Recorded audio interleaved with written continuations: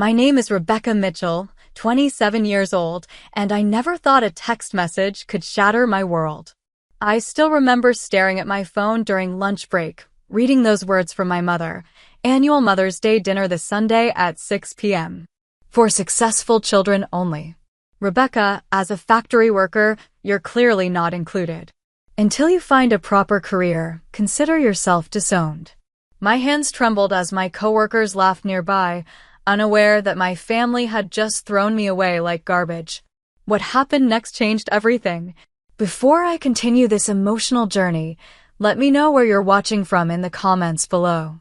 Don't forget to like and subscribe to hear more stories about family, rejection, and finding your own path to success.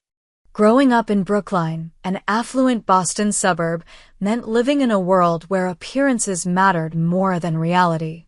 Our 4-bedroom colonial with its manicured lawn was the perfect backdrop for my mother Deborah's carefully crafted image. A real estate agent with a knack for selling luxury properties, she measured human worth by square footage and zip codes. Designer clothes, luxury cars, and knowing the right people were her currencies of choice. My father Thomas, a corporate lawyer specializing in mergers and acquisitions, was physically present but emotionally vacant. He worked 70-hour weeks, disappearing into his home office on weekends, emerging mainly to critique our academic performance or to attend networking events where he could parade his successful family around like trophies. Rebecca, sit up straight. No one respects a woman with poor posture, my mother would whisper harshly at these functions, pinching my arm when I failed to smile convincingly enough at her friends. My siblings mastered the family game early. Nathan, 3 years my senior, sailed through pre-med at Harvard and into a prestigious surgical residency. Amanda, just 18 months older than me, graduated top of her class from Boston University Law School. Both played their parts flawlessly, Nathan the brilliant doctor saving lives, Amanda the sharp-minded attorney fighting corporate battles. Our family dinners were performance evaluations disguised as meals. Nathan received another commendation from the chief of surgery today, my mother would announce, serving organic roasted vegetables with locally sourced protein. And Amanda's firm is considering her for junior partner already. Isn't that remarkable? Then all eyes would turn to me, waiting for my contribution to the family honor roll. When my accomplishments failed to meet the standard, which was almost always a me, mother's smile would tighten. Well, Rebecca is trying her best, I suppose. From childhood, I gravitated toward making things. While Amanda organized her dolls into mock courtroom scenarios, I built elaborate structures with blocks and Legos. When Nathan memorized anatomy charts, I dismantled old radios to understand their inner workings. I found joy in creating tangible objects, in understanding how things functioned. This phase needs to end, my mother declared when I joined robotics club instead of debate team in high school. Tinkering with machines isn't going to get you anywhere in life, Rebecca. It's cute now, but soon it will just be embarrassing. Despite maintaining solid B+ grades and scoring well on my SATs, college application season became a battleground. I wanted to apply to technical programs, perhaps engineering or industrial design. Absolutely not, my father stated flatly during a tense dinner discussion. The Mitchell family doesn't produce mechanics. We're professionals. You'll study business like Amanda did before law school. To keep the peace, I enrolled in Boston University's business program, following my sister's footsteps as expected. For 2.5 years, I tried to mold myself into their vision. I joined the right clubs, dated a pre-law student my mother approved of, and maintained the GPA necessary to avoid criticism. But inside, I was crumbling. Panic attacks became routine before exams. I lost weight as stress destroyed my appetite. Sleep evaded me as I stared at textbooks filled with concepts that failed to ignite any passion. During junior year, I found myself sitting in Marketing Strategy 301, listening to a lecture about manipulating consumer behavior when something inside me simply broke. The professor was explaining how to make people feel inadequate so they would buy products they didn't need, and suddenly all I could hear was my mother's voice using those exact same techniques on me for 20 years. That afternoon, instead of attending my financial analysis class, I walked to the registrar's office and filed withdrawal papers. I called my father's office afterward, my voice surprisingly steady. "I've left the business program," I said when he finally came to the phone. His response was immediate. "Fix this mistake immediately or your tuition payments stop tomorrow." "That's fair," I replied, surprising us both with my calmness. "Thank you for supporting me this far."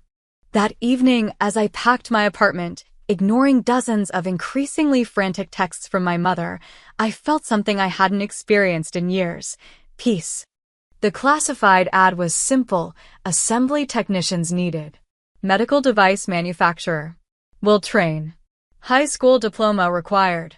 Nothing about it screamed career opportunity, but something in those plain words called to me.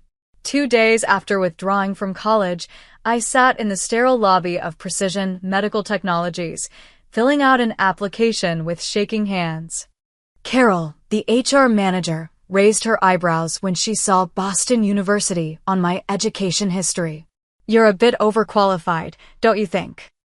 "I'm not qualified at all," I answered honestly. "I've never made anything that matters. I'd like to learn." Something in my response must have resonated because she hired me that afternoon. The starting salary was less than a third of what my expected post-graduation income would have been, a fact my mother emphasized repeatedly during the screaming match that ensued when I moved out of my university apartment and into a tiny studio in Somerville. "A factory worker? Have you lost your mind completely?" she hissed, looking around my new neighborhood with undisguised horror. "What am I supposed to tell people about what you do?" "Tell them I'm figuring things out," I suggested. "Figure things out at a decent internship. Not assembling. Whatever it is you're making in that factory." "Coronary stents," I said. "Devices that keep arteries open. They save lives." She left without helping me unpack. My first day on the production floor was overwhelming. The facility was nothing like the dirty, chaotic factory my parents had envisioned. It was immaculate, with workers in clean-room garments operating precision equipment that created medical devices measured in millimeters. Maria, my trainer, had worked at Precision Medical for 15 years. She had no college education, but possessed an intuitive understanding of the assembly process that no textbook could teach. "These little things," she said, holding up a nearly microscopic stent, "they go inside someone's heart. Make a mistake, they could die. Do it right, they get to see their grandkids grow up. That's why we're here." The weight of that responsibility terrified and exhilarated me. For the first time, my work had immediate, tangible consequences. It mattered in a way marketing strategies and stock portfolios never had. The learning curve was steep. My fingers fumbled with the delicate components. I made mistakes that cost the company money. But unlike the academic world where errors meant shame and parental disappointment, here they were treated as essential parts of mastery. "You think any of us got it perfect the first time?" laughed Jack, a former auto mechanic who now calibrated laser cutting equipment. "Only way to learn is to mess up sometimes." My coworkers came from backgrounds my parents would have dismissed. Maria had immigrated from Guatemala with a 6th-grade education. Darnell had served prison time before finding stability at Precision. Sophia was a single mother working overtime to support 3 children.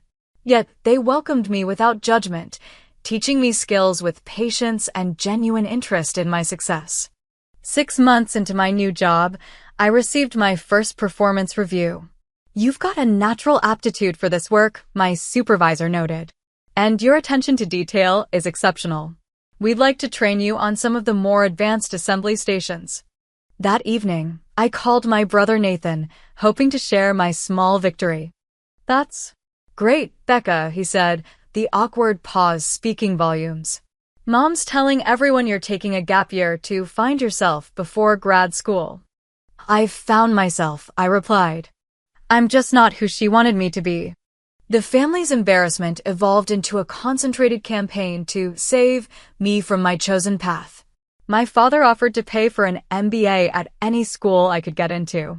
Amanda sent me job listings for executive assistant positions at her firm. My mother alternated between tearful pleas about wasting my potential and cold fury at my stubborn defiance. "You're breaking your mother's heart," my father said during one of his rare calls. "She can't even look at her friends anymore without feeling ashamed." Their pressure might have worked months earlier, but something had changed. With each component I assembled, each skill I mastered, my confidence grew. I began to recognize my own value separate from the family metrics of prestige and income. After a year on the production floor, I was promoted to team lead, supervising a small group of newer employees.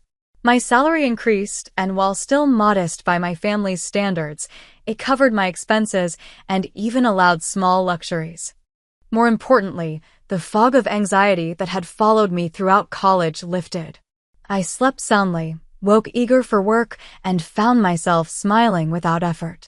The depression that had been my constant companion through years of trying to become someone I wasn't gradually receded.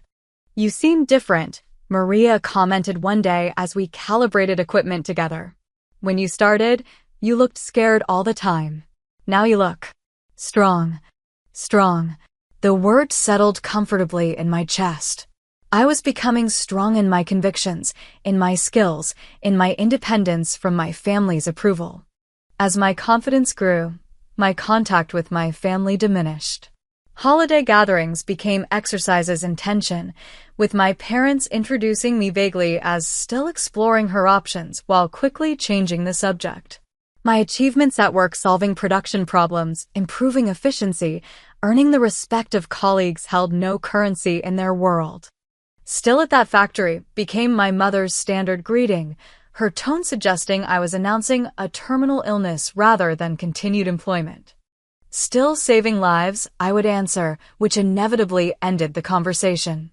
By my second year at Precision Medical, I rarely spoke to my parents except for obligatory birthday calls and major holidays.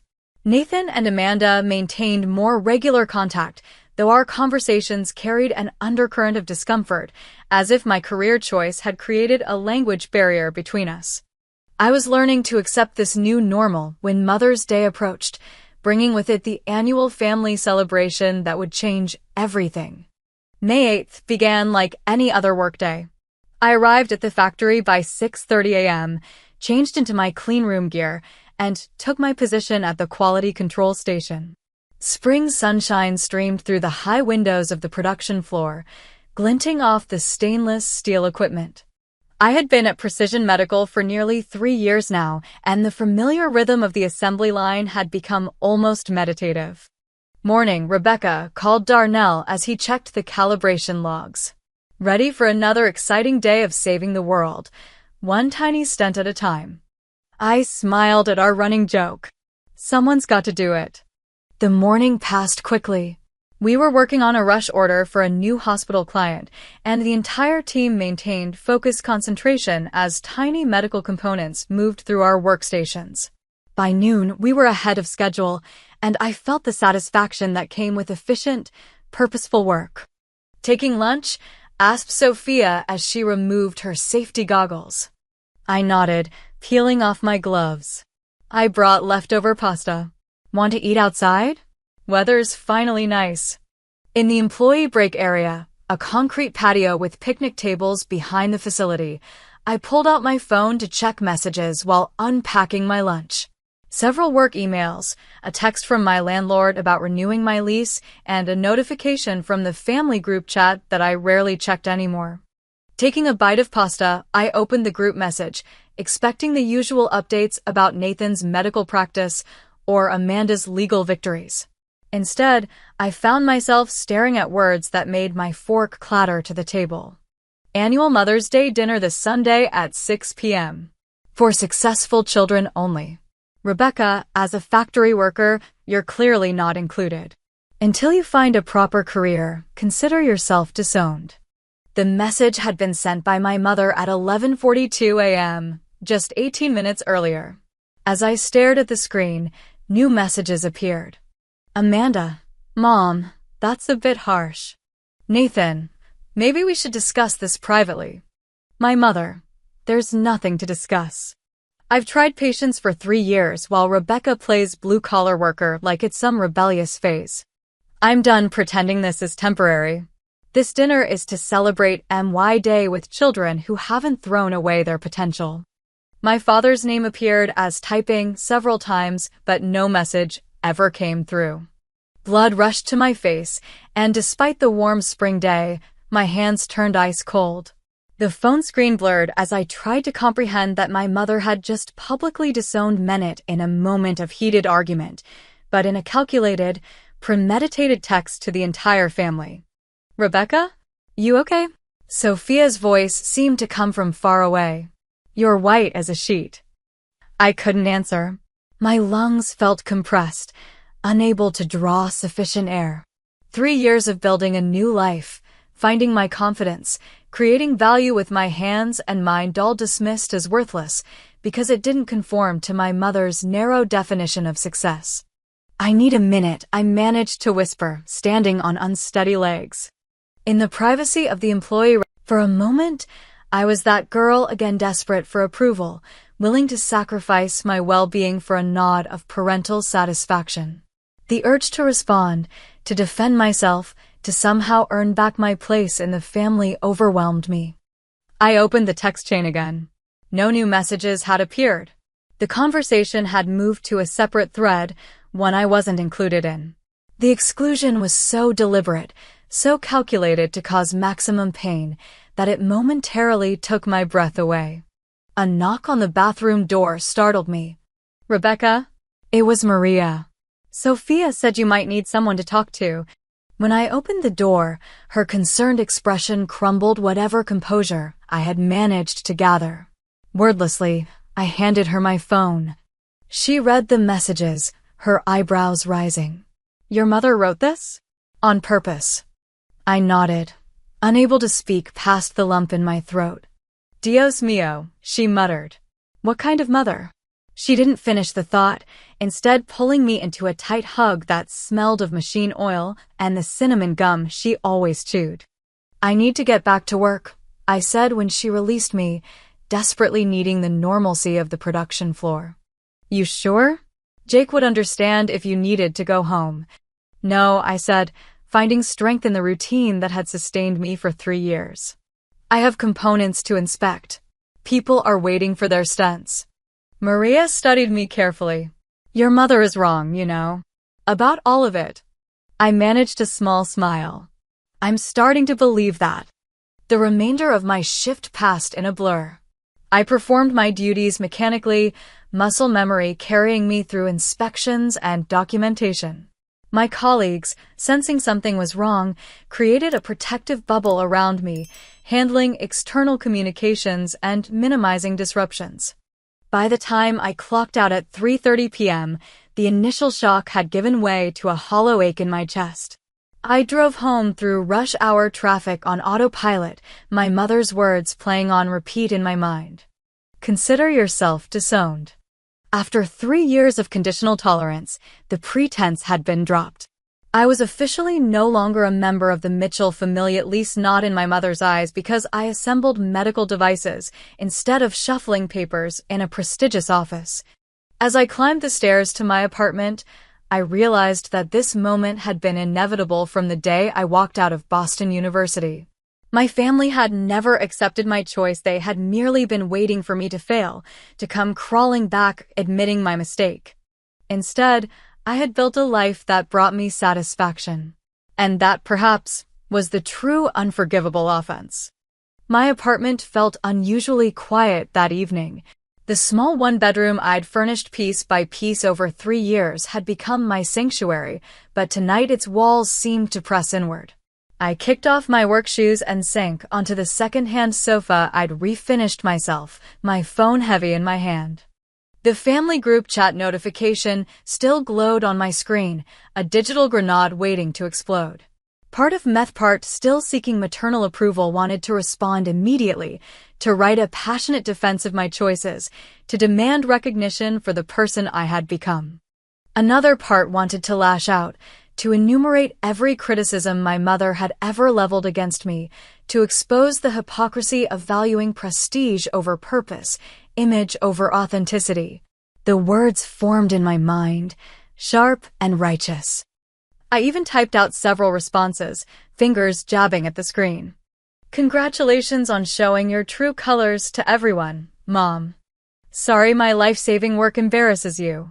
Enjoy your dinner of status and pretension. After 3 years, you still don't understand that I chose this life. It wasn't a failure, it was a victory. Each time, my finger hovered over the send button. Each time, I deleted the text instead. Past confrontations played through my memory. The screaming match when I withdrew from college, the icy Christmas dinner where my mother introduced me to family friends as between opportunities, the tearful phone call on my 25th birthday when she asked if I was ready to rejoin civilization yet. None of those confrontations had changed anything. Each had left me emotionally drained while reinforcing my family's perception of me as defiant and unreasonable. What would winning even look like? I asked my empty apartment. I couldn't force my mother to respect my choices. I couldn't make my father stand up to her on my behalf. I couldn't transform my siblings from uncomfortable bystanders into advocates. The only person whose behavior I could control was myself. Rising from the couch, I paced my small living room, the familiar process of solving a problem at work kicking in. When faced with a manufacturing issue, we first identified the desired outcome, then determined the most direct path to achieving it. What did I want? Not just a retraction of the hurtful words. Not just an apology that would inevitably be followed by more subtle manipulation. What I truly wanted was freedom from the power my family still held over my emotional well-being, from the lingering hope that someday they would see me clearly and love what they saw. The realization settled over me with surprising calmness. I didn't need to fight this battle because the victory I sought wasn't on that battlefield at all. With steady hands, I opened my phone again. Instead of a lengthy emotional response, I typed a simple message. I understand your position. I won't be attending. I wish you all a pleasant celebration. Professional. Dignified. Final. After sending it, I navigated to the group settings and quietly removed myself from the family chat. No dramatic exit announcement, no slamming of digital doors. Just a gentle closing of a chapter that no longer served me. Next, I opened my contacts and methodically adjusted settings. My parents and siblings moved from my favorites list to regular contacts. I didn't block them, that would be another form of confrontation, but I removed their special status in my digital life. My hands trembled slightly as I performed these small acts of separation, but my mind remained clear. This wasn't an impulsive reaction to hurt feelings. This was a deliberate choice to prioritize my well-being over a toxic family dynamic. The apartment no longer felt constricting. Each breath came easier than the last. I made a simple dinner, opened a bottle of wine I'd been saving for a special occasion, and sat at my small kitchen table with a notebook. At the top of a fresh page, I wrote next steps. By midnight, my plan had taken shape. The manufacturing skills I'd developed at Precision Medical were transferable to facilities across the country. While Boston held the comfort of familiarity, it also contained the shadows of my past life and the constant threat of painful family encounters. A clean break. A fresh start. The thought both terrified and exhilarated me. Before going to bed, I checked my phone one last time. 3 missed calls from Amanda, 2 from Nathan, and a text from my father that simply read, "Your mother is upset, but she'll calm down. Call her tomorrow." No acknowledgement of the cruelty. No recognition that a line had been crossed. Just the same expectation that I would absorb the hurt and maintain the family fiction. I set my phone to do not disturb, excluding everyone except work contacts. For the first time in years, I slept deeply and dreamlessly, uninterrupted by family expectations or my own anxiety about failing to meet them. The next morning, I requested a meeting with my supervisor before my shift began. "Jake, is Precision Medical still planning to expand the Seattle facility?" I asked after exchanging morning pleasantries. He looked surprised. "Actually, yes. They're struggling to find experienced personnel." "Why do you ask?" "I'd like to request a transfer," I said, my voice steadier than I expected. "I'm ready for a change of scenery." 2 weeks later, after declining multiple family meetings orchestrated by my siblings and ignoring increasingly concerned messages from my father, I packed my belongings into a rented SUV.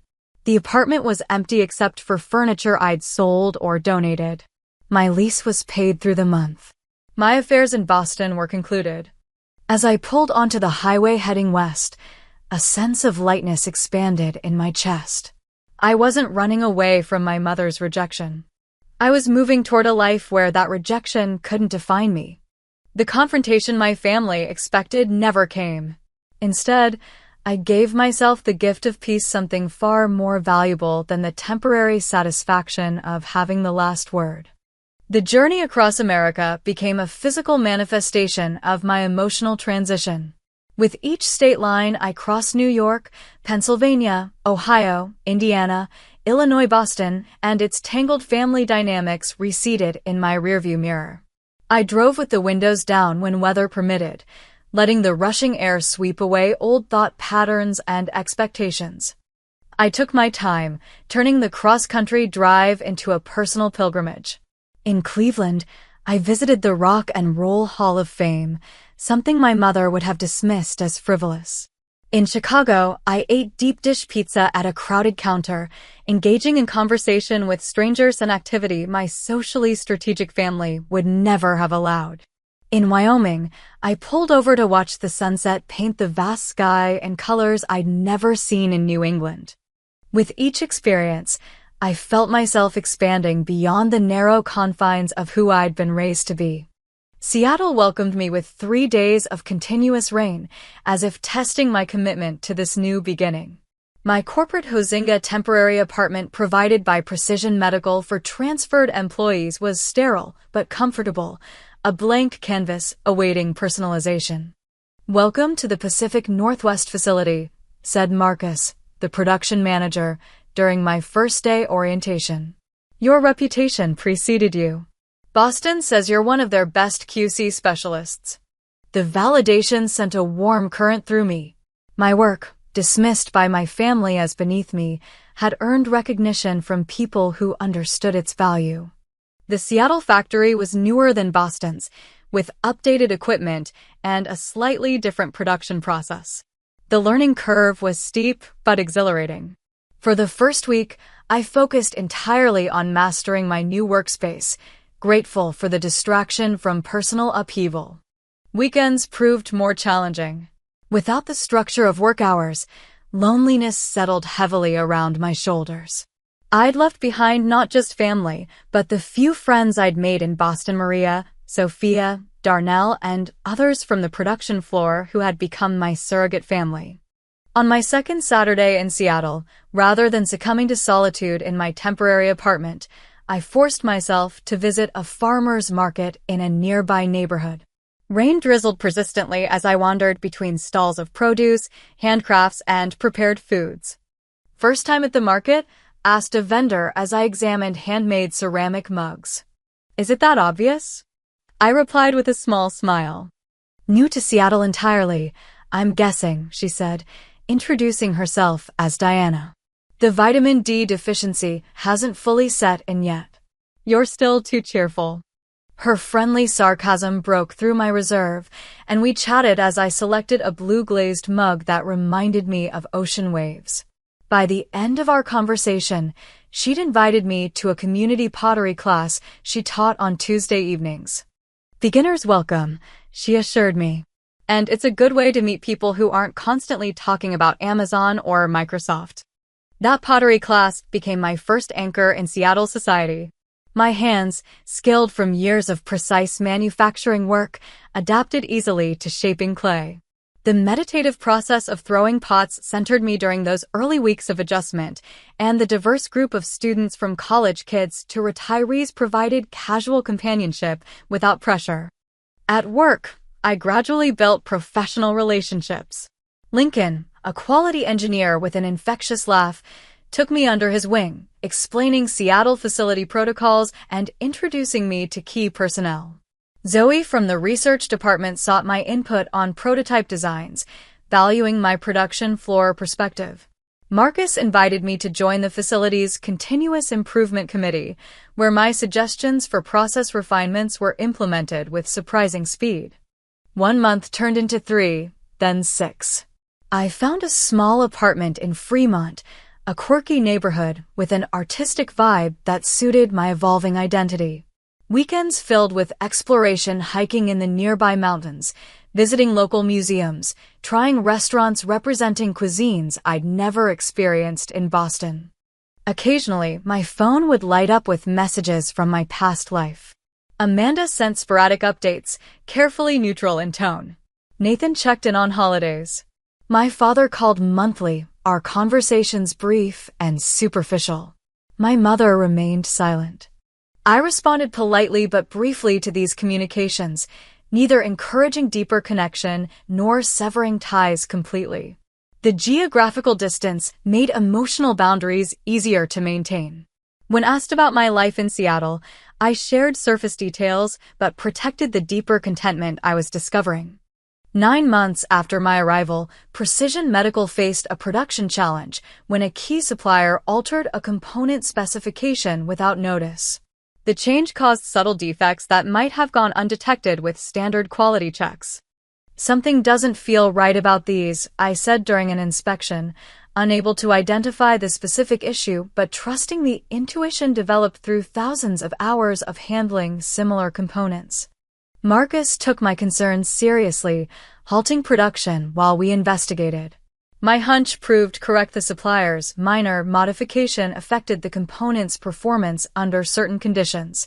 By catching the issue before shipping, we prevented potentially dangerous device failures. "This is why experience on the production floor matters," Marcus announced during the all-hands meeting afterward. Rebecca's expertise just saved patients from risk and our company from a potential recall. The recognition culminated in a promotion to senior quality specialist with a substantial salary increase. For the first time in my life, I was earning an income my family might actually respect, though that validation no longer drove my choices. With financial security came new opportunities. I enrolled in evening classes at a local college, pursuing a manufacturing engineering degree that complemented my practical experience.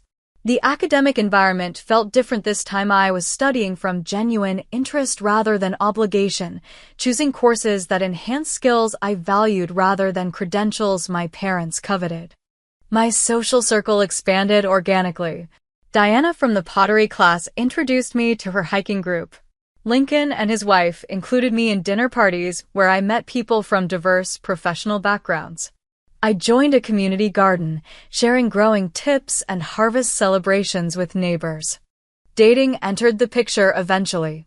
After coffee with several nice but incompatible men, I met Ryan, an elementary school teacher with a passion for woodworking, at a mutual friend's barbecue. Unlike the ambitious professionals my mother had pushed me toward in Boston, Ryan measured success by the positive impact he made on his students and the beauty he created in his workshop. "I love that you make things that matter," he said on our third date, after I explained my work creating medical devices. "That's real purpose." His simple validation, so different from my family's dismissal, brought unexpected tears to my eyes. As my second anniversary in Seattle approached, I received an email from my former supervisor in Boston. "Rebecca, we're implementing your modified inspection protocol across all facilities. Engineering estimates it will improve detection rates by 18% while reducing inspection time. Headquarters is noticing. Thought you'd want to know your impact extends beyond Seattle. Well done, Jake." That evening, I sat on my small balcony overlooking the neighborhood, watching the sunset paint the sky in shades of pink and gold. My life bore little resemblance to the prestigious career path my parents had mapped out for me. My apartment wouldn't impress anyone seeking status markers. My social circle included no powerful connections my father would consider worthwhile. Yet I had built something authentic and satisfying, work that utilized my natural abilities, relationships based on genuine connection rather than strategic advantage, and most importantly, a growing confidence in my own judgment. The phone call from Nathan that interrupted this peaceful reflection came as a complete surprise. We hadn't spoken in nearly 3 months.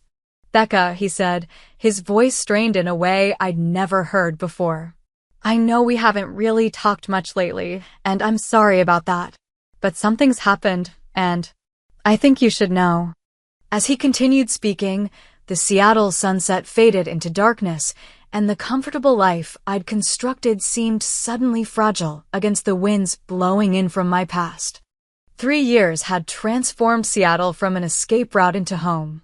My apartment in Fremont, once sparse and temporary feeling, now reflected my evolving identity. Bookshelves held engineering textbooks alongside pottery I'd made in Diana's class.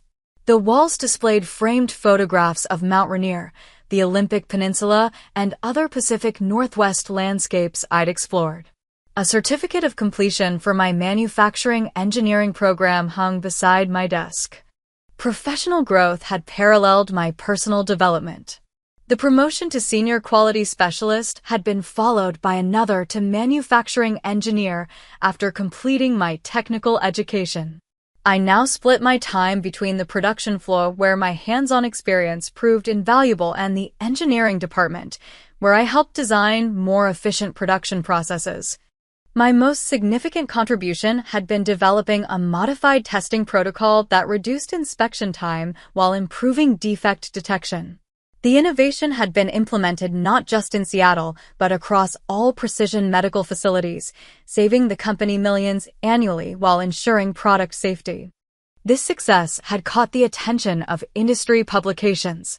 Manufacturing Monthly had featured me in their Innovators Under 30 section, highlighting my unconventional career path from college dropout to respected manufacturing engineer. The article included a photo of me on the production floor, safety glasses pushed up into my hair as I explained a process to colleagues. I'd sent polite no-comment responses to the few journalists who had tried to dig into my family background, protecting both my privacy and my tenuous peace with the Mitchells. But privately, I'd allowed myself a moment of satisfaction, imagining the article crossing my mother's radar. Ryan and I had moved in together 6 months earlier, combining his collection of handcrafted furniture with my growing array of ceramics in a larger apartment with a view of the canal. Our relationship had deepened into a partnership built on mutual respect and genuine admiration for each other's work, his shaping young minds and creating beautiful wooden objects, mine designing medical devices that saved lives. Life had settled into a rhythm that felt both secure and dynamic, with new challenges at work balanced by weekend adventures exploring the Pacific Northwest. The pain of my family's rejection had dulled to an occasional ache rather than the constant wound it had once been. Then came Nathan's call, shattering the careful boundaries I'd constructed between my past and present. "Mitchell Investments is under federal investigation," he said, his voice uncharacteristically uncertain. "Dad and Mom are facing potential charges for securities fraud and tax evasion." The information hit like a physical blow, sending me to the edge of my sofa.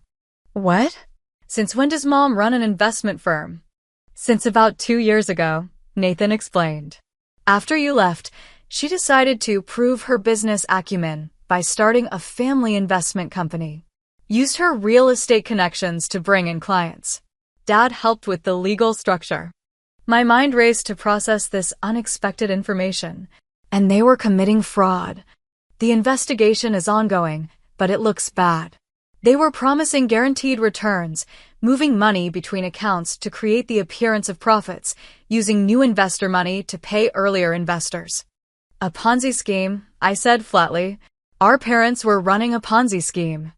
"Essentially, yes." Nathan's voice cracked slightly. They've lost everything, Becca. The house is being seized.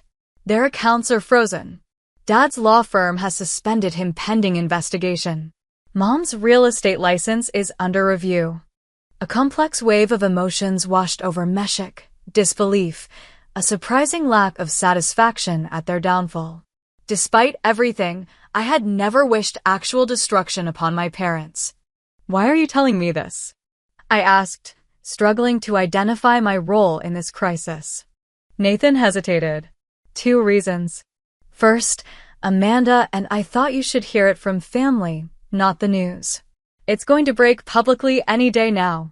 And second, Mom wants to talk to you. A harsh laugh escaped me before I could suppress it. Of course she has. I know it's rich, Nathan admitted, surprising me with his candor. Amanda and I have had our own reckonings with her since all this happened. We've realized how toxic her value system was. But she's still our mother, and she's facing potential prison time. The old Rebecca might have jumped at this opportunity for reconciliation or revenge. The woman-eyed become approached it more cautiously. What exactly does she want from me? To reconnect, she says. Though honestly, I think she also hopes your stability might somehow help their situation. You're the only one of us not financially entangled with them. The irony wasn't lost on me. My embarrassing factory job and modest lifestyle had protected me from the financial house of cards my status-obsessed family had built. The daughter they had disowned for lacking ambition was now the only Mitchell standing on solid ground. I need to think about this, I told Nathan. I'll call you back tomorrow.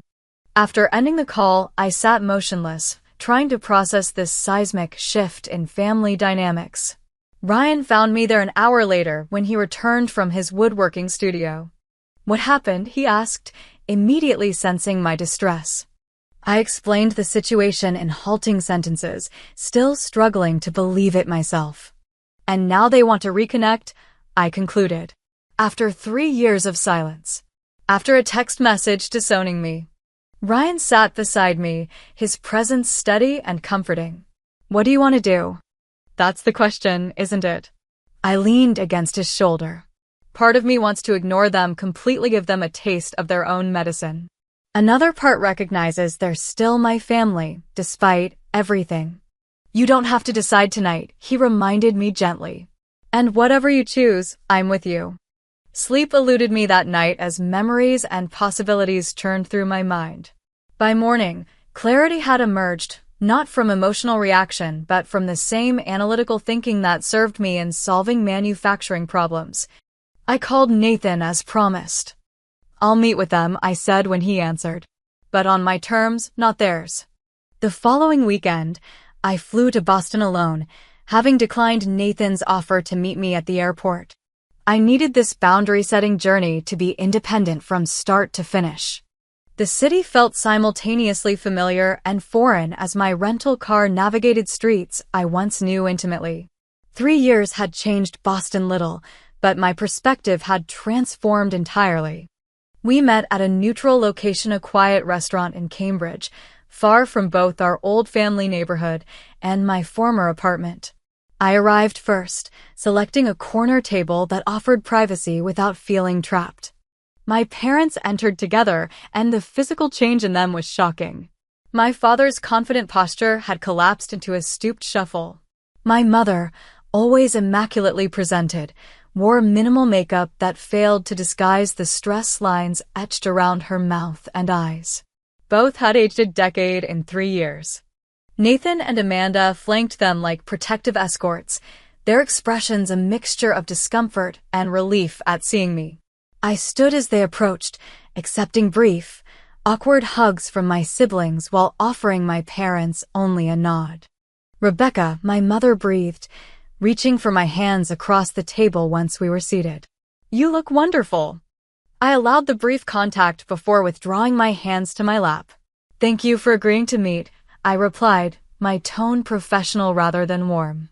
An uncomfortable silence descended until my father cleared his throat. Your brother mentioned you're doing well in Seattle. Engineering now, I understand. Manufacturing engineering, I confirmed. I completed the program last year while working full-time. Always the determined one, he said with a weak attempt at fatherly pride. My mother leaned forward, her designer bracelet presumably one of the few valuable possessions not yet seized sliding down her wrist. "We've followed your career, Rebecca. That article was quite impressive. I always knew you had potential." The revisionist history might have enraged me once. Now it merely highlighted how desperately she needed to maintain her self-image, even as it crumbled around her. "Let's be direct," I suggested, glancing at each family member in turn. "Nathan told me about the investment scheme and the legal troubles you're facing. I'm sorry you're in this situation, but I'm unclear about why you wanted to see me after 3 years of minimal contact." My bluntness visibly startled my mother, who had clearly expected either hostile recrimination or eager reconciliation, not this calm, measured approach. "We're family," she said, as if that explained everything. Families should come together in difficult times. "Like Mother's Day celebrations?" I asked mildly. "For successful children only." My father winced. Amanda studied her water glass intently. Nathan met my eyes with unexpected understanding. "I made mistakes," my mother admitted, tears forming. "I was wrong about so many things, Rebecca. Your work is meaningful in ways I didn't understand. You save lives while we've been chasing status and money." The apology seemed genuine, which surprised me. But it also came at a suspiciously convenient moment when their definition of success had imploded and mine stood strong. "I appreciate that recognition," I said carefully. "But I need to understand what you're hoping for from me now." My father answered, his lawyer's precision momentarily reasserting itself. "We face significant legal and financial challenges. Most of our assets are frozen or seized. We may need help with living expenses and legal fees while this proceeds." "So this is about money," I clarified. "It's about family," my mother insisted. "Family works both ways," I replied. "It can't be conditional on conformity or convenience." What followed was a 3-hour conversation that excavated years of family dysfunction. My parents detailed their legal situation, which was indeed dire. My father faced potential disbarment in addition to criminal charges. My mother's real estate empire had collapsed, leaving angry clients demanding restitution. Their social circle had evaporated as former friends distanced themselves from the scandal. Behind their immediate crisis lay a deeper revelation. The prestigious lifestyle that had been held up as the Mitchell family standard had been partially built on financial deception for years. My father's legal income had been supplemented with increasingly questionable investments. My mother's real estate success had involved shortcuts that skirted ethical boundaries. "We were terrified of losing status," my father admitted in a rare moment of self-reflection. "When you rejected the path we'd laid out, it threatened the whole facade. If one of our children could walk away from what we valued, maybe what we valued wasn't so important after all." "So you disowned me instead of questioning your values," I said, not as an accusation but as a statement of fact. "Yes," my mother whispered, unable to meet my eyes. "It was easier to cut you off than to face our own doubts." As the restaurant emptied around us, we reached the inevitable question of what happened next. "I won't pretend the past 3 years didn't happen," I told them firmly. "And I won't sacrifice the life I've built to rescue you from consequences you created. But I don't want to see you destitute either." I outlined what I was willing to offer: financial assistance with basic living expenses while their case proceeded, help finding modest housing, and connecting them with a reputable lawyer who owed me a favor from my Boston days. What I wouldn't provide was emotional absolution or a return to previous family dynamics. "This is a business arrangement," I explained. "Not an eraser for past behavior. Any future relationship will need to be built slowly, with new boundaries and mutual respect." My mother appeared ready to protest these terms, but my father placed a restraining hand on her arm. "We understand," he said. "And we're grateful for any help you're willing to provide." As we prepared to leave, Nathan pulled me aside. "You've changed," he observed. "In good ways." Manufacturing precision, I replied with a small smile. It teaches you to see things clearly and solve problems methodically. I wish I'd supported you more when you chose that path, he admitted. I was afraid of standing against Mom and Dad. We were all trying to survive in the environment they created, I said, finding forgiveness easier than expected. But we get to choose what happens next. Driving back to my hotel that night, I felt neither the vindication nor the rekindled family warmth that might once have seemed like the only possible outcomes of such a meeting. Instead, I experienced something more valuable, the quiet confidence of having engaged with my past from a position of strength rather than reactivity. The family that had once disowned me now looked to me for stability, not because I had followed their prescribed path to success, but precisely because I had rejected it in favor of building something authentic and sustainable. The irony wasn't lost on me, but neither was it the point. The true victory wasn't in role reversal, but in the person I had become while they weren't watching. The reconciliation process with my family unfolded gradually over the following year, each step deliberate and measured. True to my word, I helped my parents find a modest apartment in a middle-class Boston neighborhood, a dramatic downgrade from their seized colonial but clean, safe, and within their drastically reduced means. Monthly transfers covered their basic expenses while legal proceedings continued. The case ultimately ended in a plea agreement. My father received probation and community service rather than prison time, largely due to his cooperation with authorities and the skilled representation of the attorney I'd connected them with. My mother avoided criminal charges, but faced substantial civil penalties that would follow them for years. Our first family gathering in my new role as stable provider rather than disappointment occurred 6 months after our Cambridge restaurant meeting. I invited them to Seattle, wanting them to see my life rather than attempting to reinsert myself into the Boston world they still clung to despite its collapse. "This is lovely," my mother said as she toured the apartment I shared with Ryan, her tone suggesting surprise that a life without luxury brands and status markers could indeed be lovely. "You sound shocked," I replied, not unkindly. "I am," she admitted with unexpected honesty. "I spent decades believing happiness required certain things: the right address, impressive career titles, social connections. Your home feels happy without any of that." "Because it's authentic," Ryan observed, joining the conversation. "Everything here represents who Rebecca actually is, not who someone else thinks she should be." My mother studied him with new interest. In the past, she would have immediately categorized him public school teacher, modestly paid, no family connections worth mentioning, and dismissed him as unsuitable. Now she seemed to be seeing beyond those surface metrics. "You build beautiful furniture," she said. "4th grade," he confirmed. "Going on 8 years now." "That must be rewarding," she offered, testing this new value system where reward wasn't measured solely in dollars or prestige.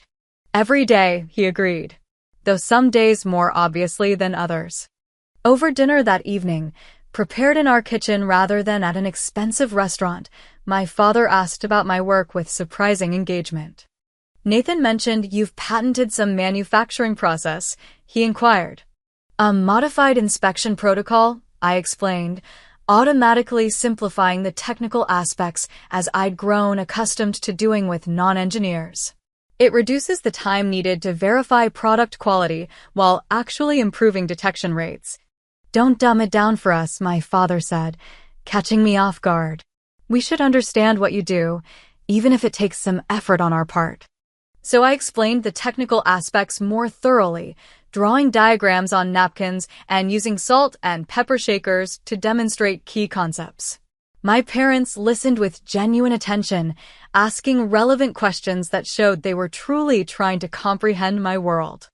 "You know," my father said thoughtfully as I concluded, "I spent 30 years in corporate law and never created anything that directly helped people.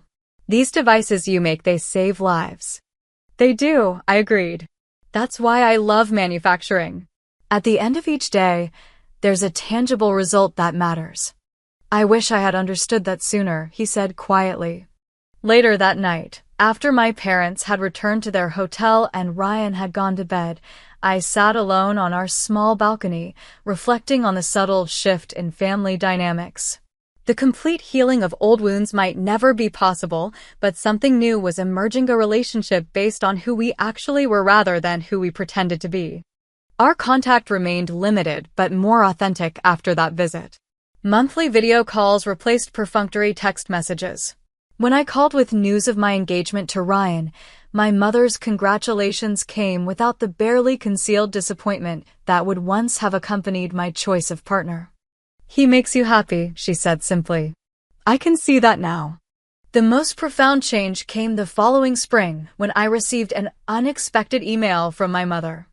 "Rebecca, I'm volunteering with a program that helps women re-enter the workforce after incarceration. Many of them are interested in manufacturing jobs like yours, stable work that doesn't require extensive education but rewards reliability and attention to detail. Would you be willing to speak to our group about your career path? They need to hear from someone who found dignity and purpose in work that society often undervalues." The irony of my mother now promoting manufacturing careers might have been amusing if it weren't so meaningful. Her value system hadn't merely been adjusted by circumstance, it had been fundamentally reconstructed. 2 years after the text message that had once shattered my world, I hosted a different kind of family gathering in Seattle. Nathan and his wife flew in from Boston. Amanda came from New York, where she now worked for a nonprofit legal aid organization, and my parents arrived from their modest apartment, having gradually adapted to their new financial reality. The occasion was simply housewarming for the small craftsman home Ryan and I had purchased in a family-friendly neighborhood not far from his school. The down payment had come partially from the bonus I'd received for my latest manufacturing innovation, a detail my mother pointed out to dinner guests with genuine pride. As we gathered around our dining table built by Ryan from locally sourced wood, I looked at the faces of my family members, each transformed in different ways by the collapse of our old hierarchies. Nathan had left his prestigious surgical practice to work at a community health center, finding greater satisfaction in helping underserved populations. Amanda had abandoned corporate law for public interest work. My parents, stripped of wealth and status, were slowly discovering purpose in community service and simpler pleasures. "I'd like to propose a toast," my father said, raising his glass. "To Rebecca, who knew what was important long before the rest of us figured it out. And to second chances," my mother added softly. "At building a family based on who we are, not what we own or do." As glasses clinked around the table, I felt the final pieces of an old wound healing. The text message that had once cast me out had ultimately freed me to build a life of authenticity. The family that had rejected me had been forced to confront the emptiness of their values. And in that confrontation, they had found their way to something more meaningful, just as I had when I walked away from their expectations years earlier. Success, I had learned, wasn't measured by comparison to others or by accumulation of status markers. It came from aligning your outer life with your inner values, from creating rather than consuming, from connections based on authenticity rather than advantage. As the evening wound down and conversations flowed around me, I caught Ryan's eye across the room. His smile reflected the peace I felt, not the triumph of having proven my family wrong, but the quiet satisfaction of having proven myself right. The journey from rejected daughter to family anchor had been painful and unexpected, but standing in the home we had created, surrounded by people now striving for genuine connection rather than superficial impression, I recognized that sometimes being cast out is the first step toward finding your way home to yourself. Have you ever had to redefine success on your own terms? I'd love to hear your stories in the comments below. And if this journey of finding authentic purpose resonated with you, please like, subscribe, and share with someone who might need to hear that their unconventional path has value too. Remember, true success isn't measured by others' expectations, but by the courage to build a life that reflects your own values. Thank you for joining me on this journey, and I wish you the strength to follow your own authentic path, wherever it may lead. I never thought a family reunion would turn into the most humiliating yet vindicating moment of my life. My name is Elena Parker, and I'd been looking forward to my sister Jessica's annual family gathering at her beautiful suburban home for months. This year was special because I finally had something to be proud of.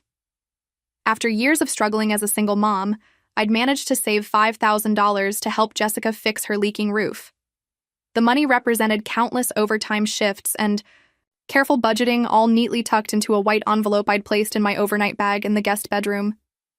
Jessica's husband, Richard, had always looked down on me, making subtle remarks about my financial struggles whenever the family got together. "How's that budget apartment treating you, Elena?" Or, "Still driving that same old car, huh?" But this year would be different. I couldn't wait to see his face when I privately handed Jessica the money, a gesture that would prove I wasn't the financial disaster he always portrayed me to be. The first day of the reunion went surprisingly well. We barbecued in the backyard, the kids played in the sprinklers, and even Richard seemed less antagonistic than usual. That night, I went to bed feeling hopeful about the rest of the weekend. But the next morning, when I reached into my bag to check on the envelope before breakfast, my heart dropped. It was gone. My hands frantically searched every corner of the bag, then the bedside table, then under the bed. Nothing. With shaking hands and a dry mouth, I walked downstairs where the family was gathering for breakfast. "Has anyone seen a white envelope that was in my bag?" I asked, trying to keep my voice steady. The family members glanced at each other, shaking their heads. Then Richard looked up from his coffee with a smirk that made my blood run cold.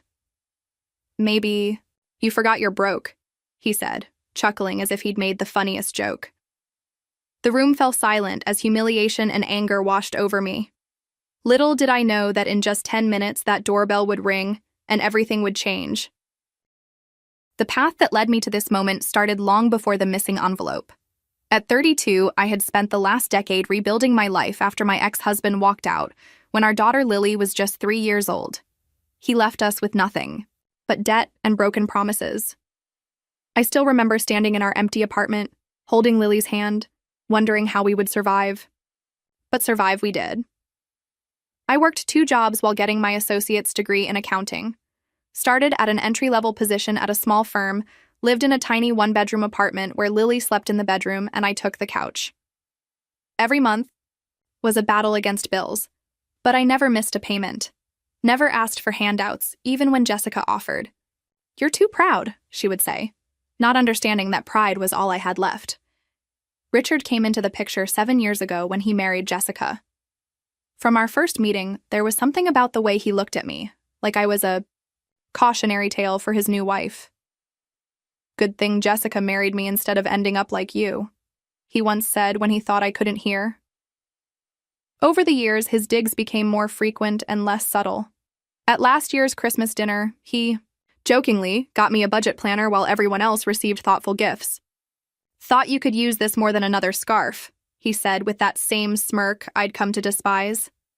Jessica always laughed uncomfortably but never contradicted him. I understood her reluctance to challenge her husband, but each time she stayed silent, a tiny fracture appeared in our once unbreakable sisterly bond. The $5,000 represented more than just roof repairs. It was 5 years of setting aside whatever I could spare after Lily's needs were met. It was skipped lunches and no vacations. It was proving to myself and everyone else that I had finally made it to stable ground. The morning of the reunion, I had checked the envelope 3 times before placing it in my overnight bag. I specifically chose the inner zippered pocket, one that wouldn't be casually opened. Richard had seemed unusually interested in my arrival, helping carry my bags to the guest room, something he'd never done before. I'd noticed him watching me throughout the day with an intensity that should have been my first warning. There had been whispers among family members about Richard and Jessica's financial situation. My cousin mentioned their late mortgage payment, and my aunt commented on Jessica's lack of new clothes or jewelry this year. But I had dismissed these observations, focusing instead on my excitement about helping my sister. Now, standing in that kitchen with Richard's words hanging in the air, those dismissed warning signs suddenly aligned into a clear and terrible picture. I began to doubt myself. Did I actually bring the envelope? Did I leave it at home? But no, I distinctly remembered placing it in my bag. As Richard continued eating his breakfast as if nothing had happened, I felt the first stirrings of what would grow into an unshakable determination to uncover the truth, no matter the cost to family. Harmony. Dinner that evening became the battleground I never wanted but couldn't avoid. We sat around Jessica's elegant dining table, the one her husband insisted on buying despite its excessive price tag. The conversation flowed around me while I remained silent, the weight of the missing money pressing on my chest like a stone. Finally, during a lull between the main course and dessert, I cleared my throat. "I need to bring something up," I said, my voice stronger than I felt. "The envelope with $5,000 I brought for Jessica's roof repairs is missing from my bag." The casual chatter stopped abruptly.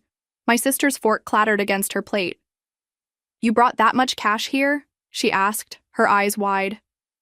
I nodded, explaining how I had saved for years, wanting to surprise her with help for the repairs she kept postponing. Richard's reaction was immediate and cutting. "Come on, Elena. If you had that kind of money, you wouldn't be living in that shabby apartment. No offense, but your imagination has always been your strongest asset."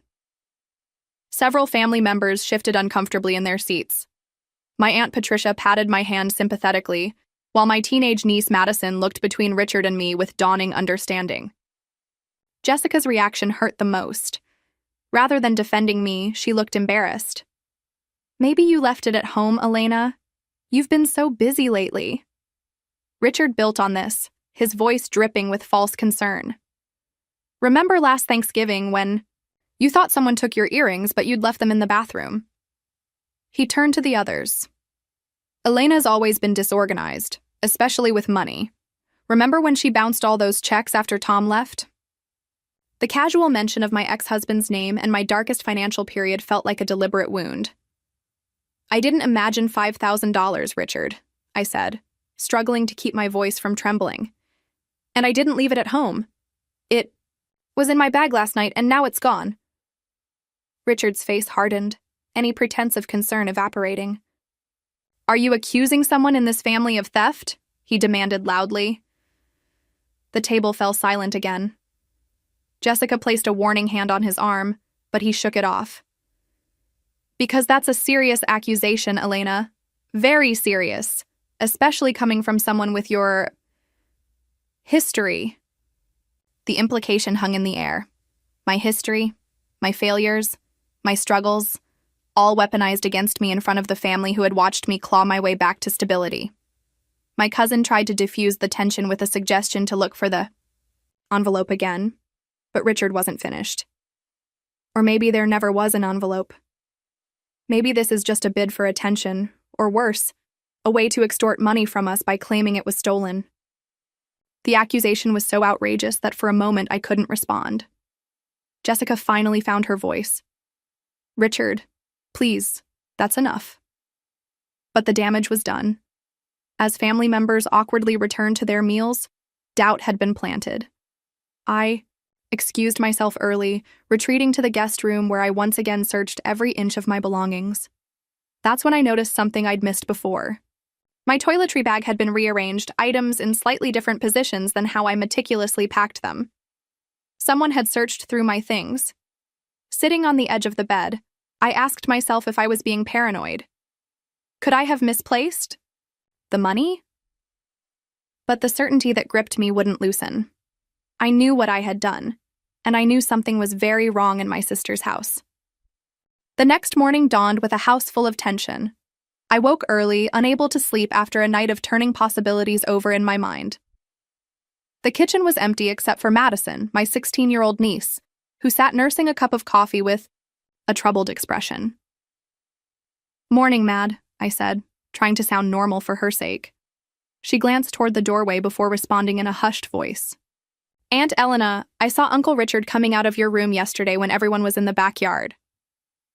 The revelation sent a jolt through me. I kept my face neutral as I asked her what time. "Around 3, when you were helping Mom with the salads," she replied. He looked weird, like he was checking if anyone saw him. I thanked her for telling me, cautioning her to keep this between us for now. As I poured my coffee, I overheard Richard and Jessica arguing in the study, their voices carrying through the partially open door. We can't keep putting them off. Richard. The bank called again yesterday, Jessica hissed. Richard's response chilled me. I'll handle it, I always do. The conversation confirmed rumors I'd heard from other family members about their financial troubles. Apparently, Richard's real estate business wasn't doing as well as he pretended. A mid-morning house tour for visiting relatives provided another revelation. As Jessica proudly showed off their home office, I noticed a stack of past due notices hastily shoved under a folder. My suspicions hardened into certainty. After lunch, I confronted Richard while he was alone in the garage, organizing drinks for the afternoon gathering. I know you took my money, I said without preamble. His reaction was volcanic. How dare you? He spat, moving uncomfortably close to me. You come into my house and accuse me of theft? You've always been jealous of what Jessica and I have. When I mentioned Madison seeing him near my room, his eyes flashed with something dangerous. Your niece is confused, and spreading lies about me could have serious consequences, Elena, for everyone. The threat was implicit but clear. Back in the house, Jessica cornered me in the hallway, her expression a mixture of anger and hurt. Richard told me what you said. How could you, Elena, after everything we've done for you? The irony of her statement was painful. What exactly had they done except tolerate my presence at family gatherings? Jessica, please listen. $5,000 is missing, that's a fact. And there's evidence pointing to Richard.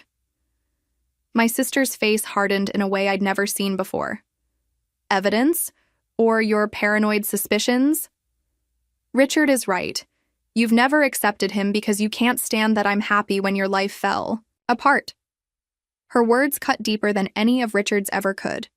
Throughout the afternoon, I noticed family members watching me with varying degrees of sympathy or suspicion.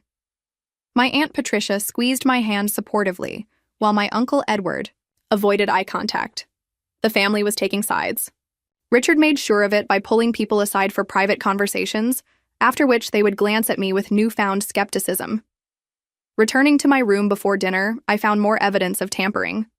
The clothes in my suitcase had been subtly rearranged, and a quick check confirmed my wallet had been searched, though nothing was taken. This wasn't just about the money anymore. This was psychological warfare. At dinner, Richard initiated a seemingly innocent conversation about past family reunions, pointedly discussing events that occurred before I could afford to attend. Remember that trip to Vale 3 years ago? He asked the table at large. Elena. That's right. You couldn't make that one either.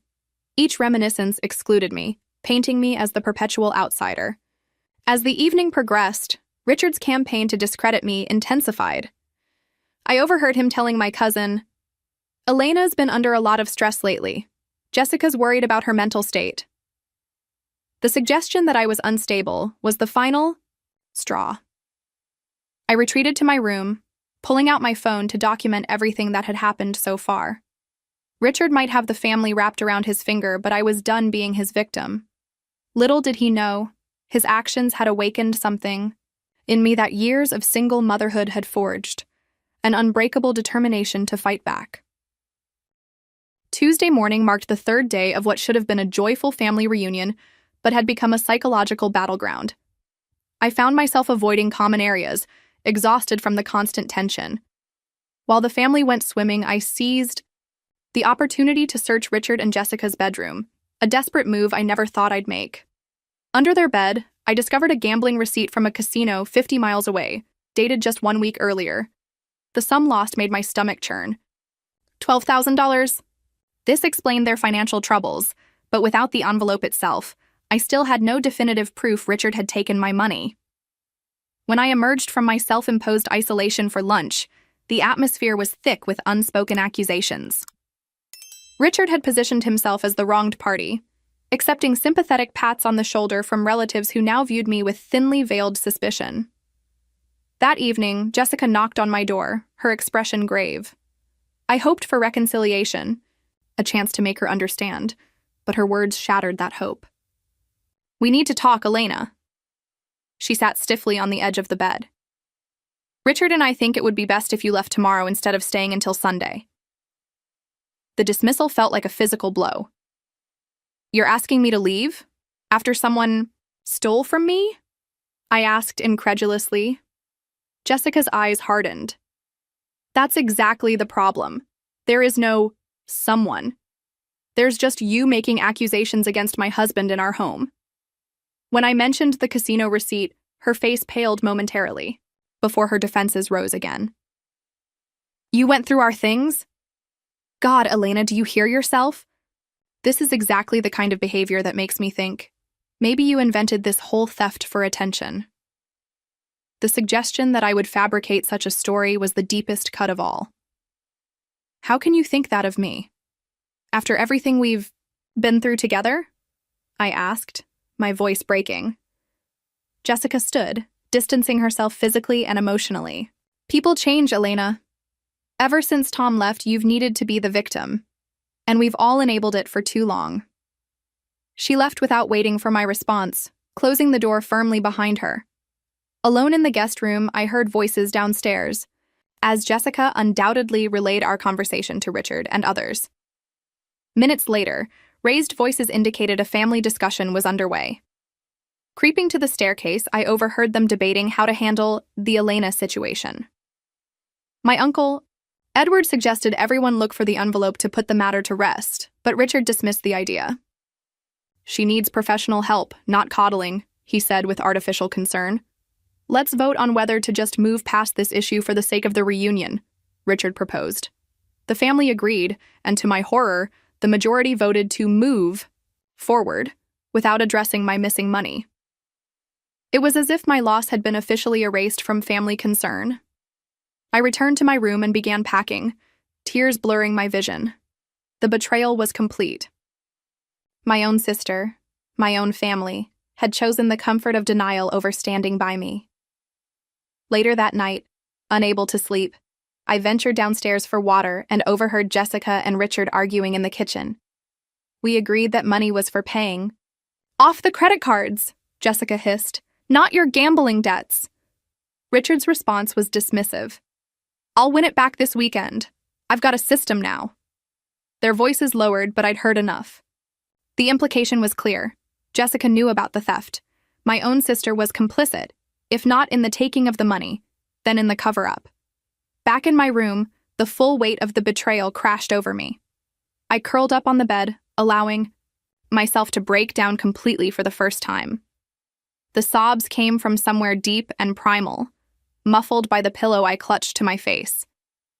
Everything I thought I knew about my family had been upended. The people who should have protected me had instead united against me. In that moment of complete desolation, I felt more alone than I had even when Tom walked out. At least then I'd had Jessica.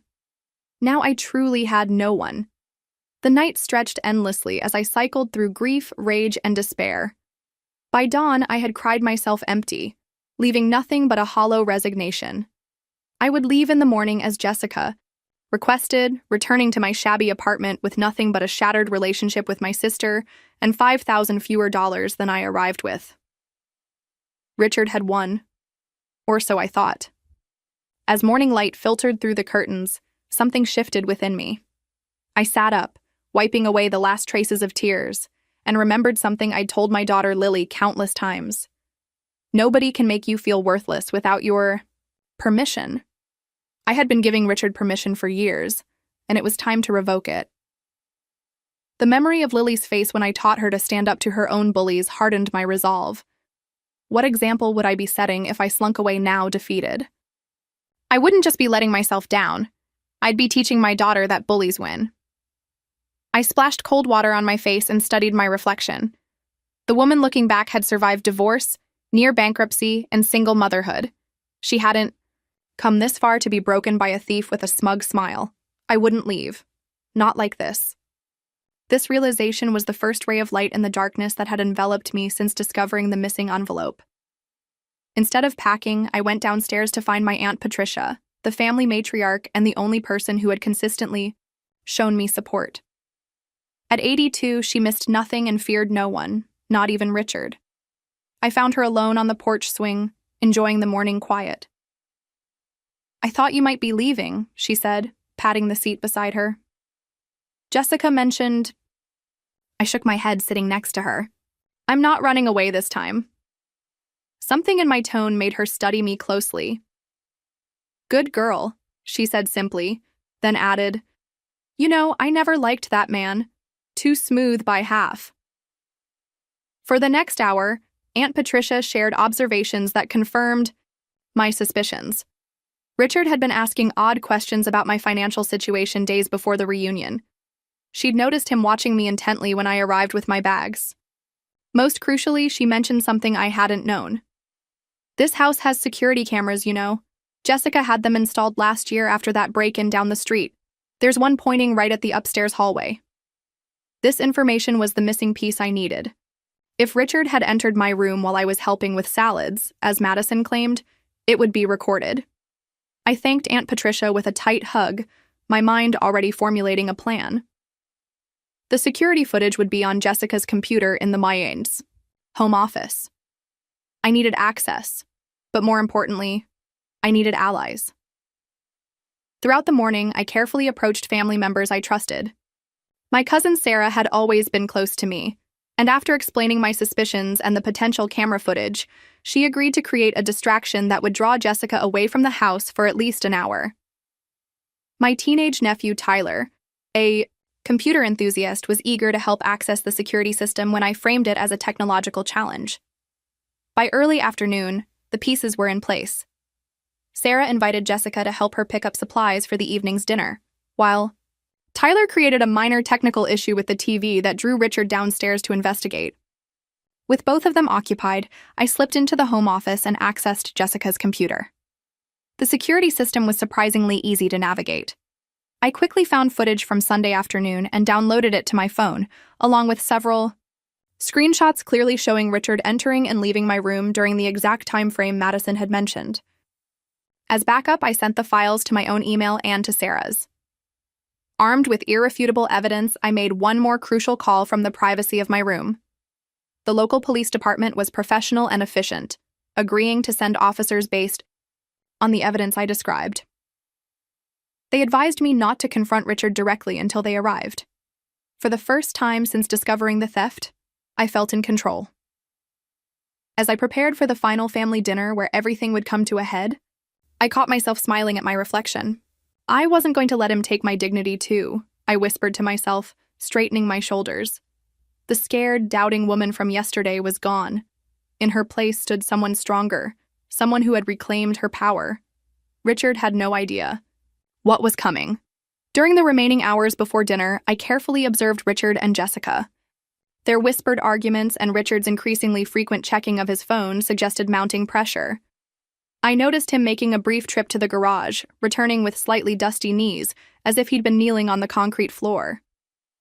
The final confirmation of my suspicions came when I overheard him on the phone saying, "Just give me until tomorrow. I'll have your money." The pieces were falling into place, and I knew without doubt that tonight would change everything. As the family gathered for dinner, the atmosphere was tense but expectant, like the air before a thunderstorm. I took my seat calmly, exchanging a knowing glance with Aunt Patricia. Richard, mistaking my composure for defeat, looked more relaxed than he had in days. His fatal mistake was thinking he had won. He had no idea I had already changed the game entirely. The dining room hummed with forced conversation as everyone tried to navigate the awkwardness created by the events of the past few days. Jessica had prepared an elaborate meal, perhaps as compensation for the fracturing family harmony. I sat, quietly, eating little, waiting for the right moment.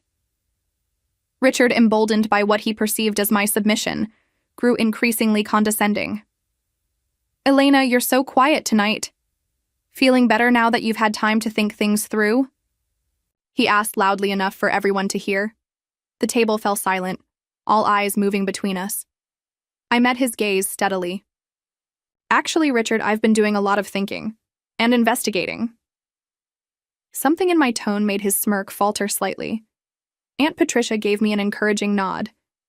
Setting down my fork deliberately, I addressed the entire table. "I want to apologize to everyone for the tension over the past few days. Having $5,000 stolen is upsetting, but I shouldn't have let it affect our family time together." Richard's face darkened at my continued insistence on the theft, but before he could speak, I continued. "Which is why I've decided to handle this properly. Richard recovered quickly, seeing an opportunity to discredit me one final time. "Still can't admit you either spent the money or never brought it? Maybe you forgot you're broke," he said with that familiar, cruel smile.